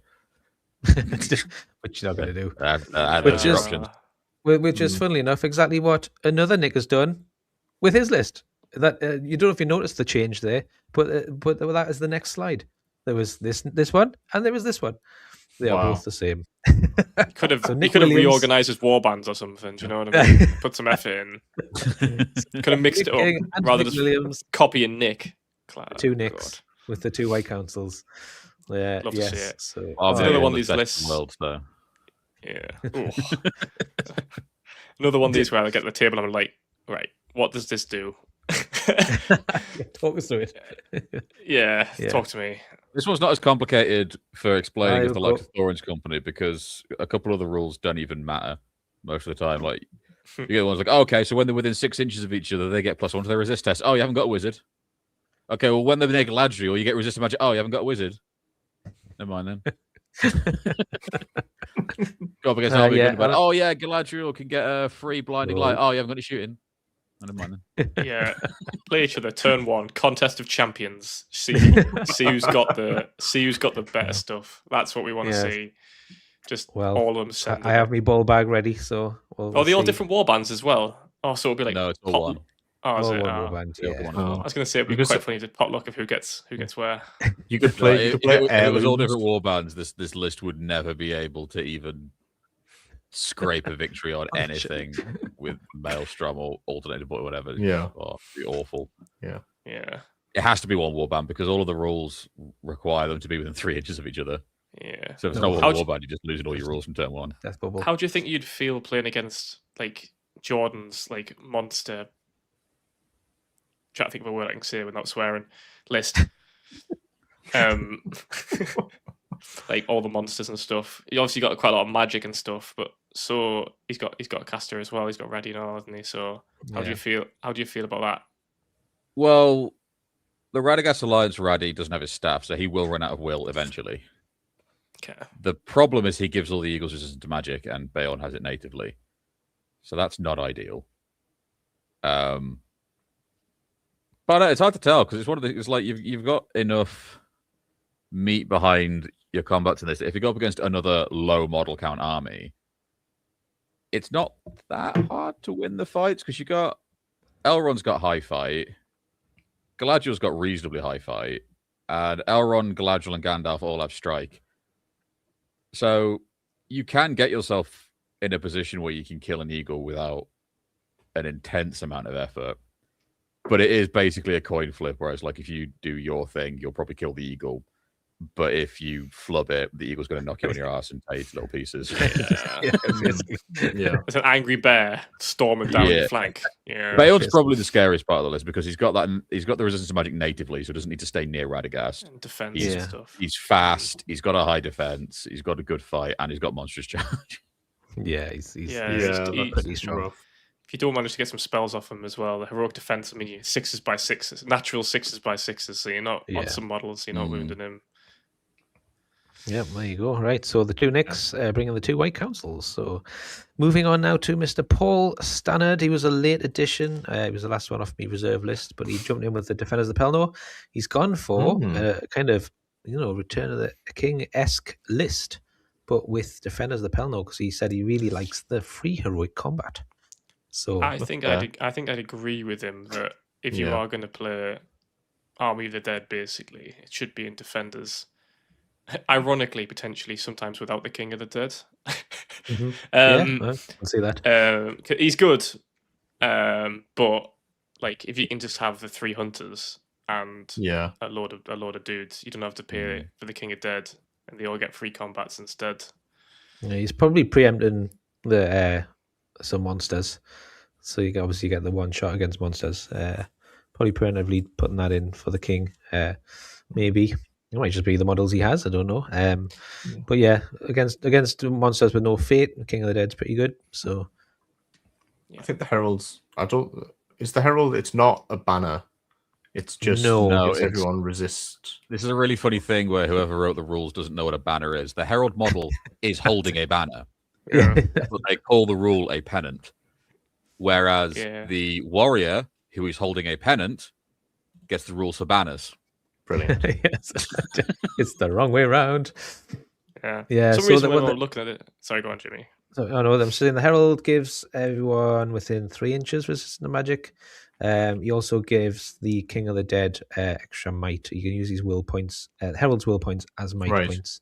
Yeah. So it gives the king more might essentially. But he's 2 attacks, D8, so he's pretty good himself. Okay, yeah, it's not too bad.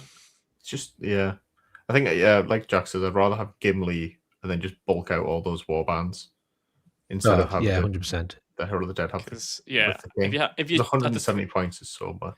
You could probably get into like them easily into mid-30s, maybe even pushing it, and that many defense 8 terror causing wounding against your courage models with the 3 hunters backed up by it would just be scary. Yeah. Yep. But it's good to see again. Something a bit different. Defenders of Pelennor instead of Return of the King. So we'll move on now to Mr. Simon Rose, who's also bringing Gundabad. So Simon loves his Gundabad as well. He's used it quite a lot.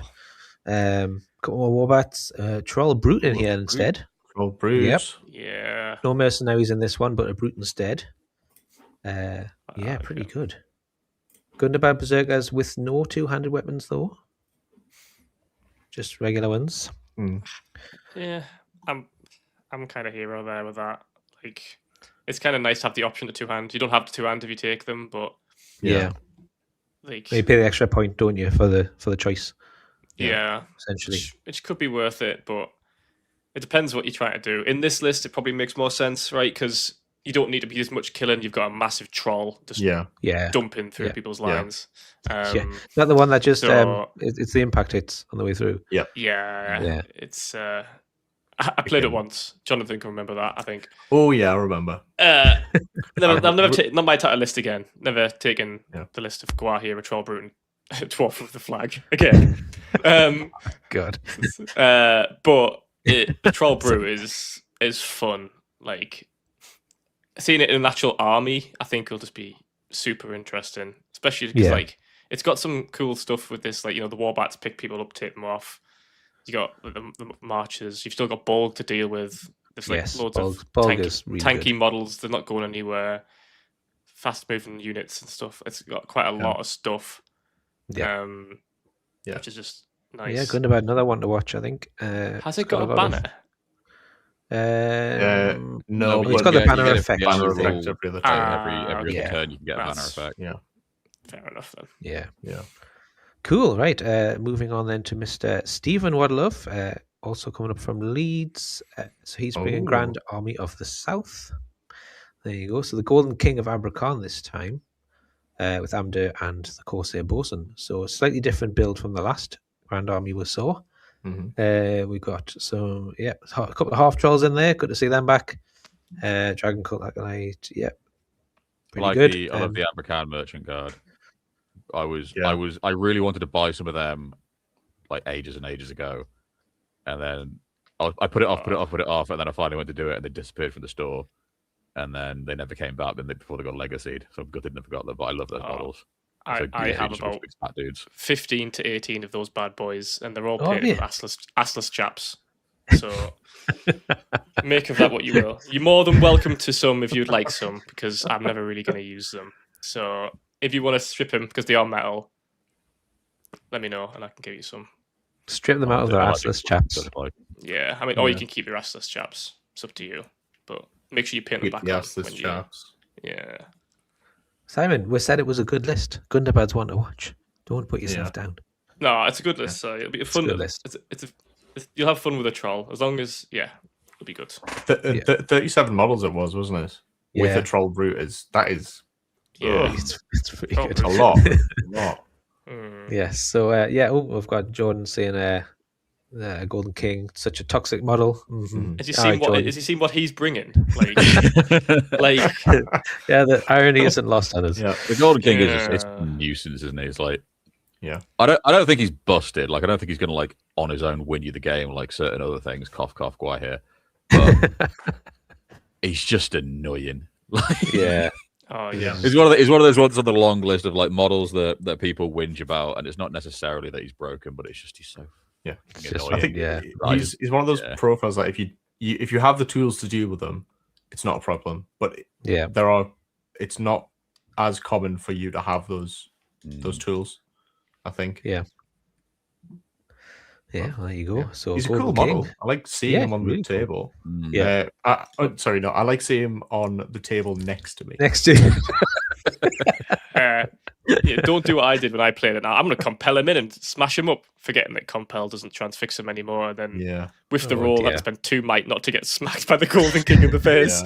It's a pro gamer move, that one. I'd recommend you don't do that. Top advice. Nice. All right, so we're moving on to Mr. Thomas Kindness with his Battle of Fornost. So another great list, this one. So Aena, Glorfindel, and Círdan.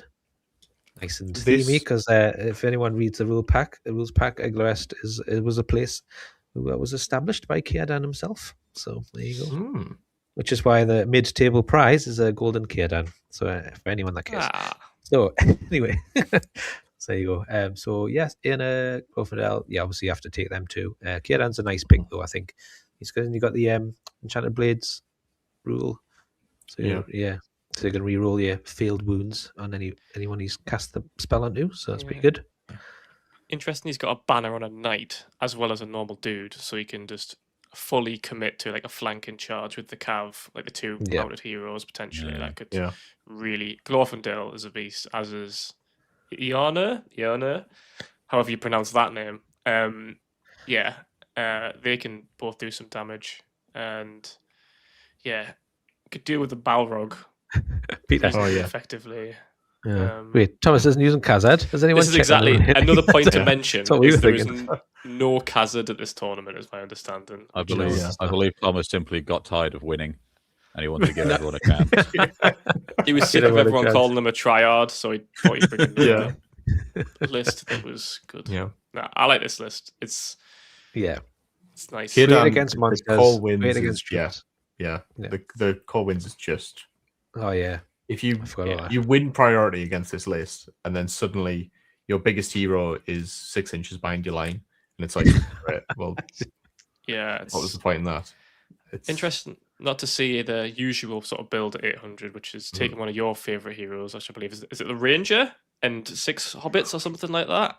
It's Aranov.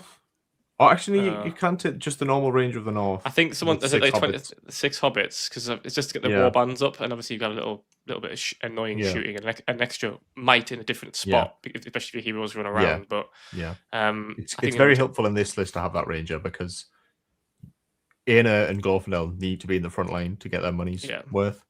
So to have that extra support mate in the back just to call that heroic move if you need it. Or a heroic accuracy. Rangers have heroic accuracy as well if they need it. Important to remember that. Yeah, it's definitely useful. Yeah. Well, he's got a lot of well, he's got Warriors of Minas Tirith with the shield wall, but then he's got a bunch of nice collection of elves there, like an old two-hand as well. So there's a good strong front line and high fight back line as well. So pretty good. Yeah, very good. Another one to watch, I think. Against muster as well. If there's a lot of muster, if this goes into it, it's matching. Most of it's matching fight.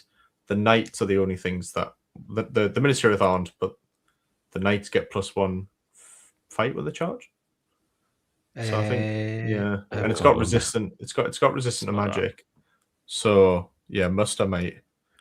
This may be a good counter to the the meta that we've started seeing. But, yes, it's interesting to see that although it's like a 90, there's like a nice mixture of lists and also quite a few non-meta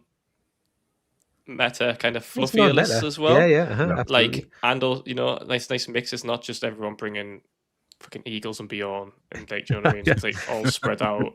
It's nice to see people that even that you've like those who are fellowship, people who are wanting to win have brought something obviously non-meta, which is nice. So we'll go Thomas Kindness, one to watch, I think. Moving on to Thomas Robertson with his muster of Isengard. So this is the last muster list. So this one is Saruman, Captain, Brasco and Greenmat, same as before. Another 14 berserkers. 14 berserkers, pikes behind. So similar to the first list we saw, I think. The crossbows and a couple of scouts. So pretty good. 41 models, about the same as the other one. I've been keeping track of how many berserkers there are, and I think there are 54 Uruk-hai berserkers between the 4 lists. Bloody hell. That is a lot of berserkers. Terrifying. They are good models, aren't they? They're really good.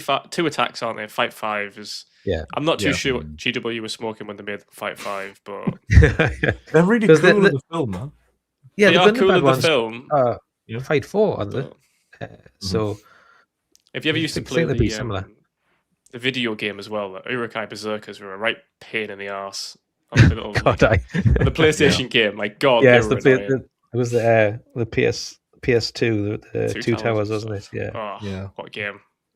I know. I wish it was. With that, was it when they did that overhead swing and they just run at you and just do this, run straight forward? You couldn't do anything. Yeah. That's how I imagine that they're doing it on the boat. To be fair. Very good, Thomas Robertson. That was the last muster list. We've got 2 lists left. So Tom Abbott is bringing Army of the Great Eye. Jack got another one. So he's bringing a similar list, but with 1 less hero. And 2 bats, like Jonathan mentioned. 2 bat swarms. Interesting. So interesting. It's got less model count than because I toyed around with taking the drum, but if you take the drum, Shagrat's an Uruk, a Uruk-hai, an Uruk, so he doesn't benefit from the drum, and obviously I wouldn't be able to take black. Well, I could, but the black numbers also wouldn't benefit from the drum. The mouth, I think the mouth does, but the mouth brings March. But it's interesting list. He's gone more Morannon heavy, so it's going to be a lot more durable than mine is. Yeah. It's going to be very to get up in your face and do some damage. I think it's still solid. It's really good. Yeah. To be honest, it's just a slightly different built version of it. With all the big monsters and stuff going around, I thought the ability to have 2 magic casters to shut down models was just going to be more useful. Than just having some slightly tougher boys. And also, I don't have that many Morannons. That's fair enough. So fair. Yeah, less to paint in it. Yeah, fair enough. Okay, so good list. I like it. And the very last one, Peter, if he's still here, I'll be very happy. Mr. Tom Lishman Walker is bringing Fangorn. Oh. So we have some Ents, guys. Treebeard with the Oak Ent. I believe that's the one with the extra wound. Beachbone with Chestnut. That's the one with Mighty Blow. And then we've got Birchseed with the one that can throw rocks. The Ash Ent. The one that can move and throw at this in the same turn. So bog standard Fangorn kind of build. I I just love seeing the Ents, to be honest with you. They look great. Like seeing them on the tabletop is always fun. Yeah. Playing against them though. No, to be playing against them can be quite fun, but also if your list has not got stuff to deal with them, it can be scary. But you can still potentially beat them on objectives. But it's always nice seeing Ents on the table. Like they look cool as. They really do. But the fact that you've got to kill effectively 5 Ents, probably more than likely 5 basic Ents, and have Treebeard left standing before it's broken is it's scary. So Tom's the manager of Element Games Newcastle, and he did the live stream for the last Eglarest event, and he did the one in August. He was sat there in August, and he was just having a look and watching the games. So Middle Earth was really cool. I think he plays Sigmar usually, and he was like, you know what it is? I really like the look of this. I might have to look into it. And then went away. I came back to the table and he went, I've just bought a Treebeard. And that was nice. So I got him in. And Treebeard was his first model. So it's good to see him bring it along. So I've converted him. So I think Ian Clark is one of his friends he's bringing along. So nice to see him. It'd be good to see him, basically. Treebeard's one of those gateway drug models where, because he's so fun in the films and in the books. And the model looks really cool. Still recognizable, isn't he? So easy to want to buy that and be like, I'll just paint this up. And they think, I only need a couple more models to make the army. Yeah. And then before you know it, you're a dirty, stinking sweatlord bringing Fangle to the tournament. It's a slippery slope. Slippery slope, yeah. Actually, Nick, right. For you in particular, is this list worse than Radagast Alliance? Because you're not transfixing them. You're like, because none of my like with Radagast Alliance, the spells might not go off, but against this, I might as well not cast them. There's hardly anything nothing to do that will do anything. Like I can knock an eagle on its ass with a Wrath of Bruin, and I can't knock an Ent over. I can't knock an Ent over with anything because they're immune to 2 of them, and Sorcerous Blast, they're too strong. So ouch. Yeah, it's pretty rough if you come up with this list. It's I don't think you can. Yeah, but it's even like with the list mine, it's in theory built to deal with monsters. Can't really deal with this because your two casters are almost redundant. Yeah, you've got a bat, but they've got like 6 Ents that are going to be playing ball and pinata across the entire thing, unless you happen to call heroic combat to try and go first. But even then, you're not guaranteed to kill. And you've got limited chances to do that. It's all about like Jordan, who's got priority and things. Jordan said I was going to play Ents, but after versing Berserkers, it's so annoying. I played against Berserkers at a tournament last year, and once they were trapped, I know it's only 5/5, but the amount of dice.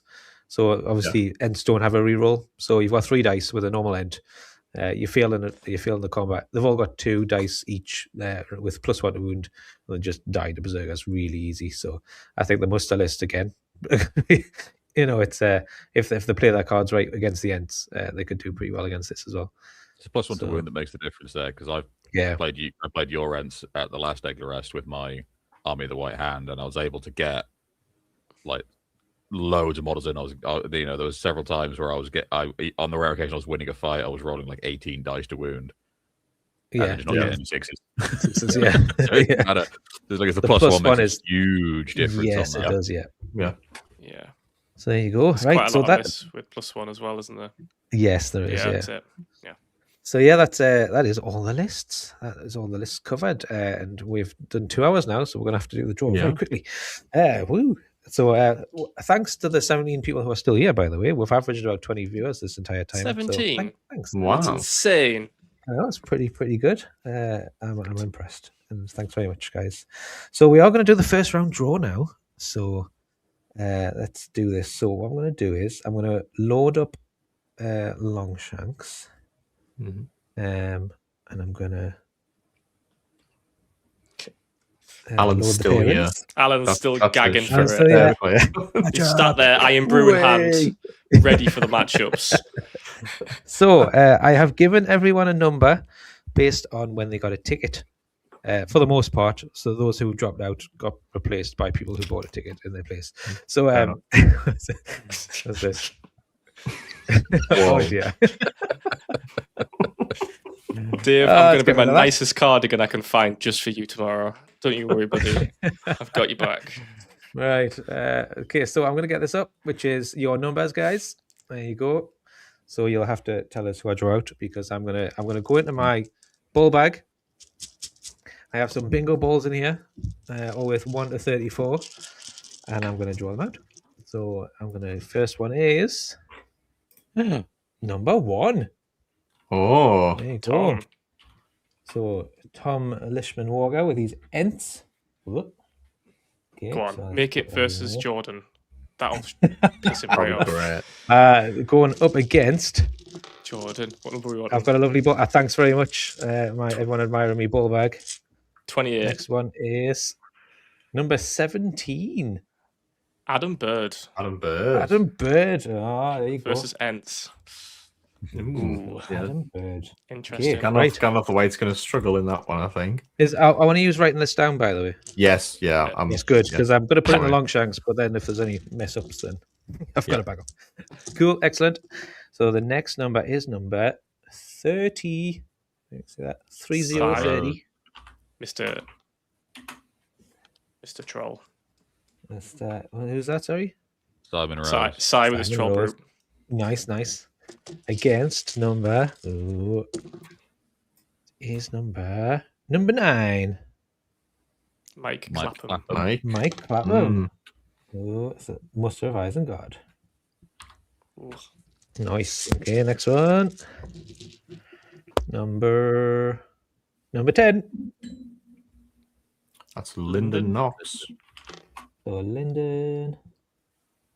There we go. Against. I'm a little bit sad that Lyndon isn't playing Lyndon the list. I was going to say that, yeah. Number 5. Andrew Me. Andy Depth Moria. Moria. Fabulous. Right. Next one. Table 4 is. First one. Can't find it. There it is. Number 28. Jordan. Oh, Jordan. Who's drawn everyone hopes that you don't. It's going to be me, isn't it? I fucking know it. It's going to be one of one. Yeah. It's breaking the fellowship. No. It's contest of... Can't find him on the list. What's your name on Longshanks, Jordan? Why is it? It'll probably Mr. be like... There you go, Mr. Saab. Right, there you go. See who's going to play against the toxic, cheesy, horrible list. Is number 19. Connor Young. Connor Young. Pirate. Is that Pirates? No, he's got Thorns Company. Oh dear. Oh. Right. That's radically ready. That could be interesting. Oh, yes. Finally answer what's better, the Slay or the Eagle. No, number the Eagle or the Bear? 5. Yeah. But morally, it's the Slay. Is number 6. That's great. Ooh, Big G. Yeah, the Big Rivendell list. Big Rivendell list versus number 16. Laszlo. It's an Isengard. So Laszlo, you're against Rivendell versus Isengard, yeah. So table number 6. Let's have a look. We've got number 33. Glenn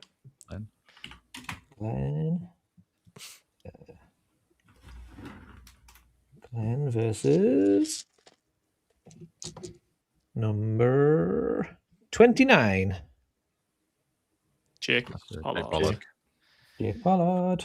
What was Glenn's list? Yeah, Jake's got... He's got Defenders of Helm's Deep, I believe. Oh, okay.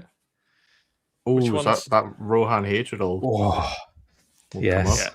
I know I'm going to get matched against that list that has like 2 bolt throwers and Hatred my whole army. I'm here for it.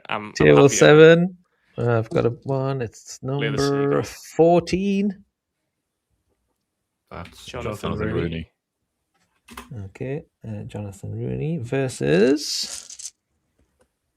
I think he's another muster list versus number 24. Paul Stannard.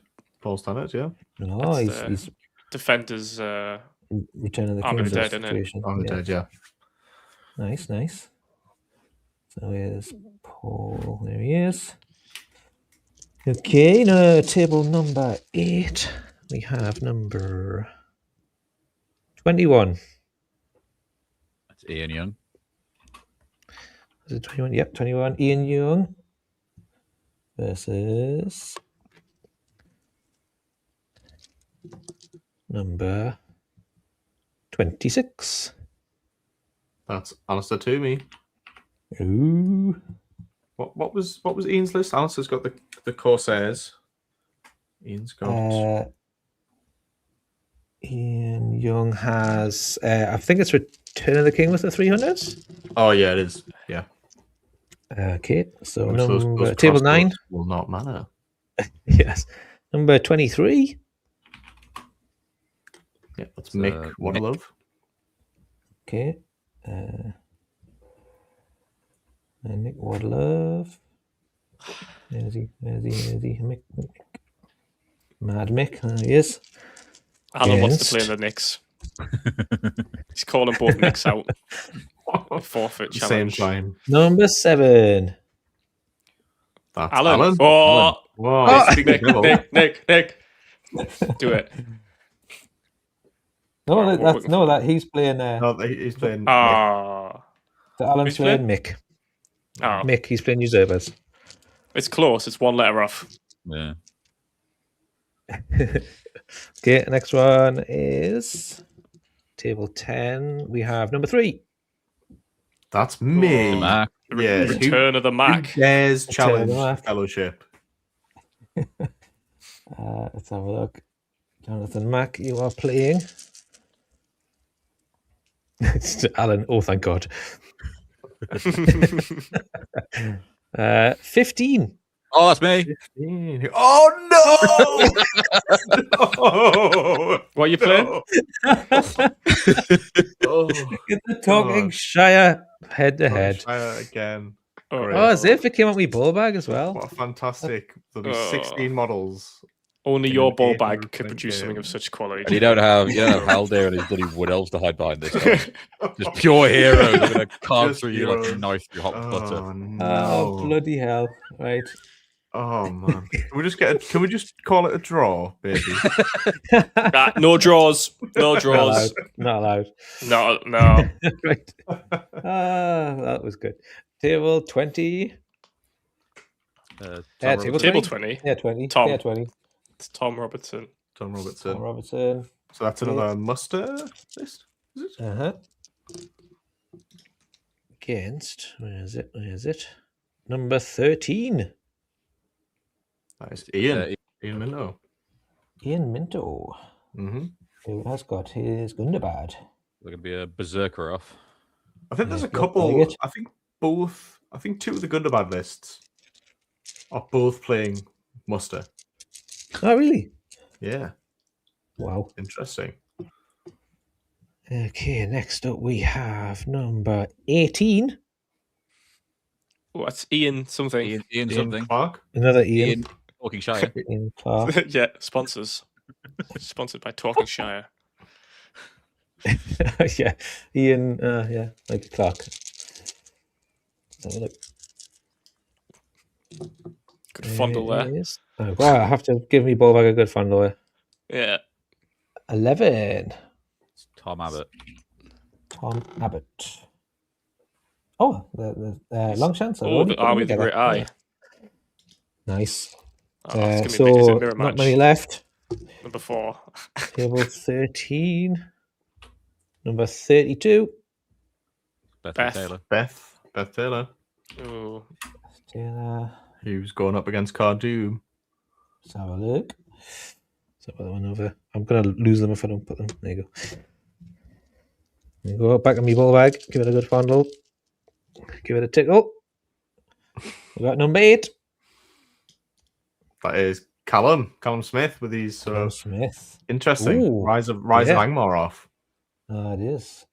So My money's on the barrow there he white. is. Hard for Aldrak to call a heroic combat. Still haven't had these both floors out yet. Both lists of both floors aren't out yet. I hope they're up against each other. No, Alan's.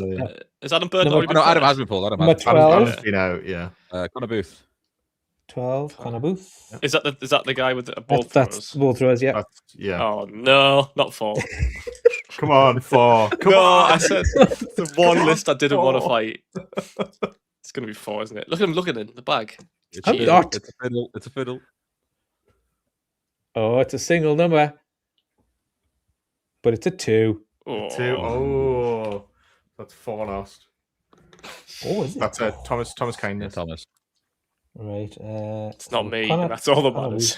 Thomas Kindness. Jack will throw anyone under the bus.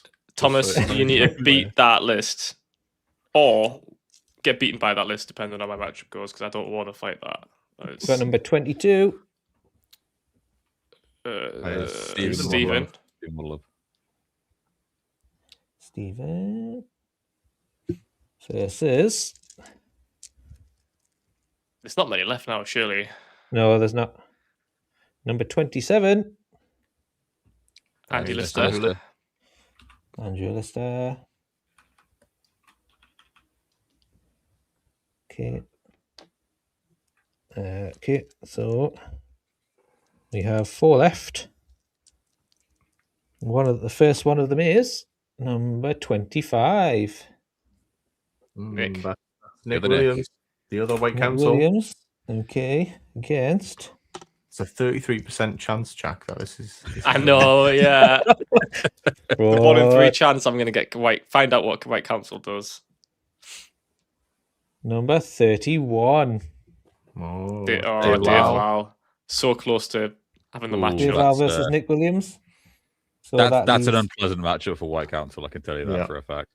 So there's 2 left, which should be number 34.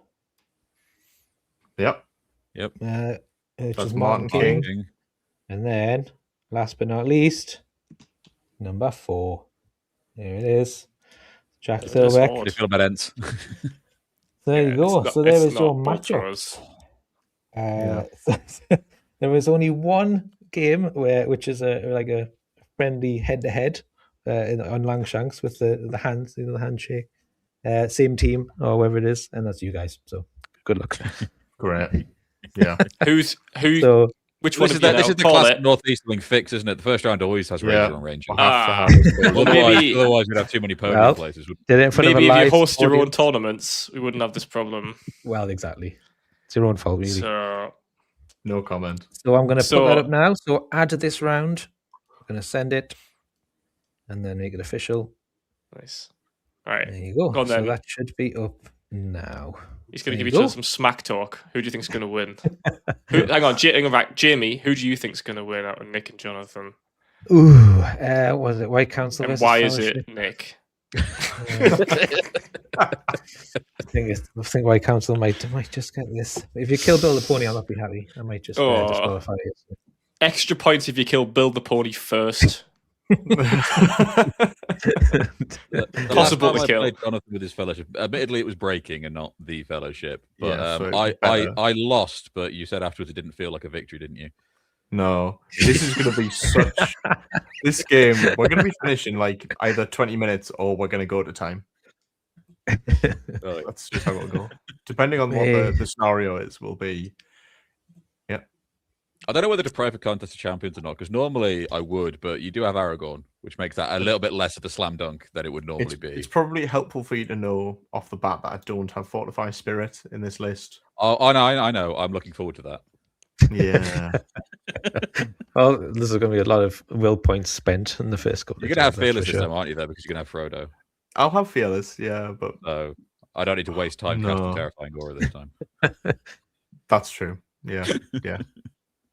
There you go. So that is that. So before we finish, quickly remind you of the times tomorrow. So just make sure you're down to the venue before 9. Well, the first round is 9:30, so please be there about 9 o'clock, just in case you are running late. So yes, that's the timings for tomorrow. 3 rounds, bit of a break in between. There is cafes and things around the corner for lunch. Prizes. We've got first, second, third. Most sporting, best painted single mini, best painted army, mid-table mediocrity. We've got the wooden spoon, which is the lovely seagull plush that I get every year. Spot prizes. We have some spot prizes. So we have spot prizes on bottom table after round 2. Anyone who plays on the bottom table will just automatically get a spot prize, which will be one of the seagulls dice, and they'll get a pin badge as well of their choice. And then there is another spot prize up for grabs. So I found this fantastic pin badge which says nobody tosses a dwarf. So it's going to go to the first person to hurl a dwarf model will win that badge. So I'll say that tomorrow as well. So if it gets to round 3 and there's no monsters versus dwarfs, then it'll just be going to the first person to hurl someone. Isn't Jordan playing Connor Young? So Eagles versus Thorns. Jordan, on you. You know what it is? He's such a gamey little bugger that he's already fucking done something. Goodness me, yeah. It's alright. He'd be winning the wooden spoon as well. So yours to lose at this point. Terrible. So just an aside for anyone who is coming to the event, the venue has a very, very limited parking. Make sure you get there early because it's a one-way system back out of the car park behind the venue. It does take you back round into the village if you take a left and a left again, but find some parking nearby. So on-street parking is available in the housing estate opposite, so you can just park in there. Just be courteous of the neighbours, basically. And I think that is it. So yeah, for the special scenario, everything is in the pack. I'll be bringing one along tomorrow for you to have a look. Keep it on the table. It's quite has stats, but with minus the might. So, but again, you can play around it. You don't actually have to play the scenario if you don't want. So there we go. That is that. So yeah, thank yous really. Thanks to you guys for giving up your time tonight, for coming along and helping out. It's much appreciated. So yeah, I quite enjoy this. So we might do live streams in the future. The software is quite expensive, so we might have to chip it in. The free trials. I love a free trial. So yeah, thanks to Middlesbrough Gaming Club, are bringing a bunch of terrain and all the community people as well who are bringing stuff. So yeah, see you all in the morning, I suppose. So get your bit home again. Yeah. Gonna go and get some. I'm looking forward to recreating this scene in tomorrow's game, Nick. Yes, that's going to be. It's funny how Nick's already got a picture of you and your response. What you don't see is that the thing you don't see in this is that Bilbo's actually holding out his hand to offer a draw to Frodo in that image. Ah, interesting. That's my plan. Fancy a draw. Sized markers are going to be out in force tomorrow. The free have a draw markers he's bringing. Everyone's going to have them. Chad. Yeah. Excellent. Right. Thank you very much. Thanks for your time, guys. I really appreciate it. And we'll see you. We have been talking Shire, as we say. And we'll see you tomorrow. Thank you very much. Yeah. Bye. Bye-bye. Bye-bye, guys. Bye-bye.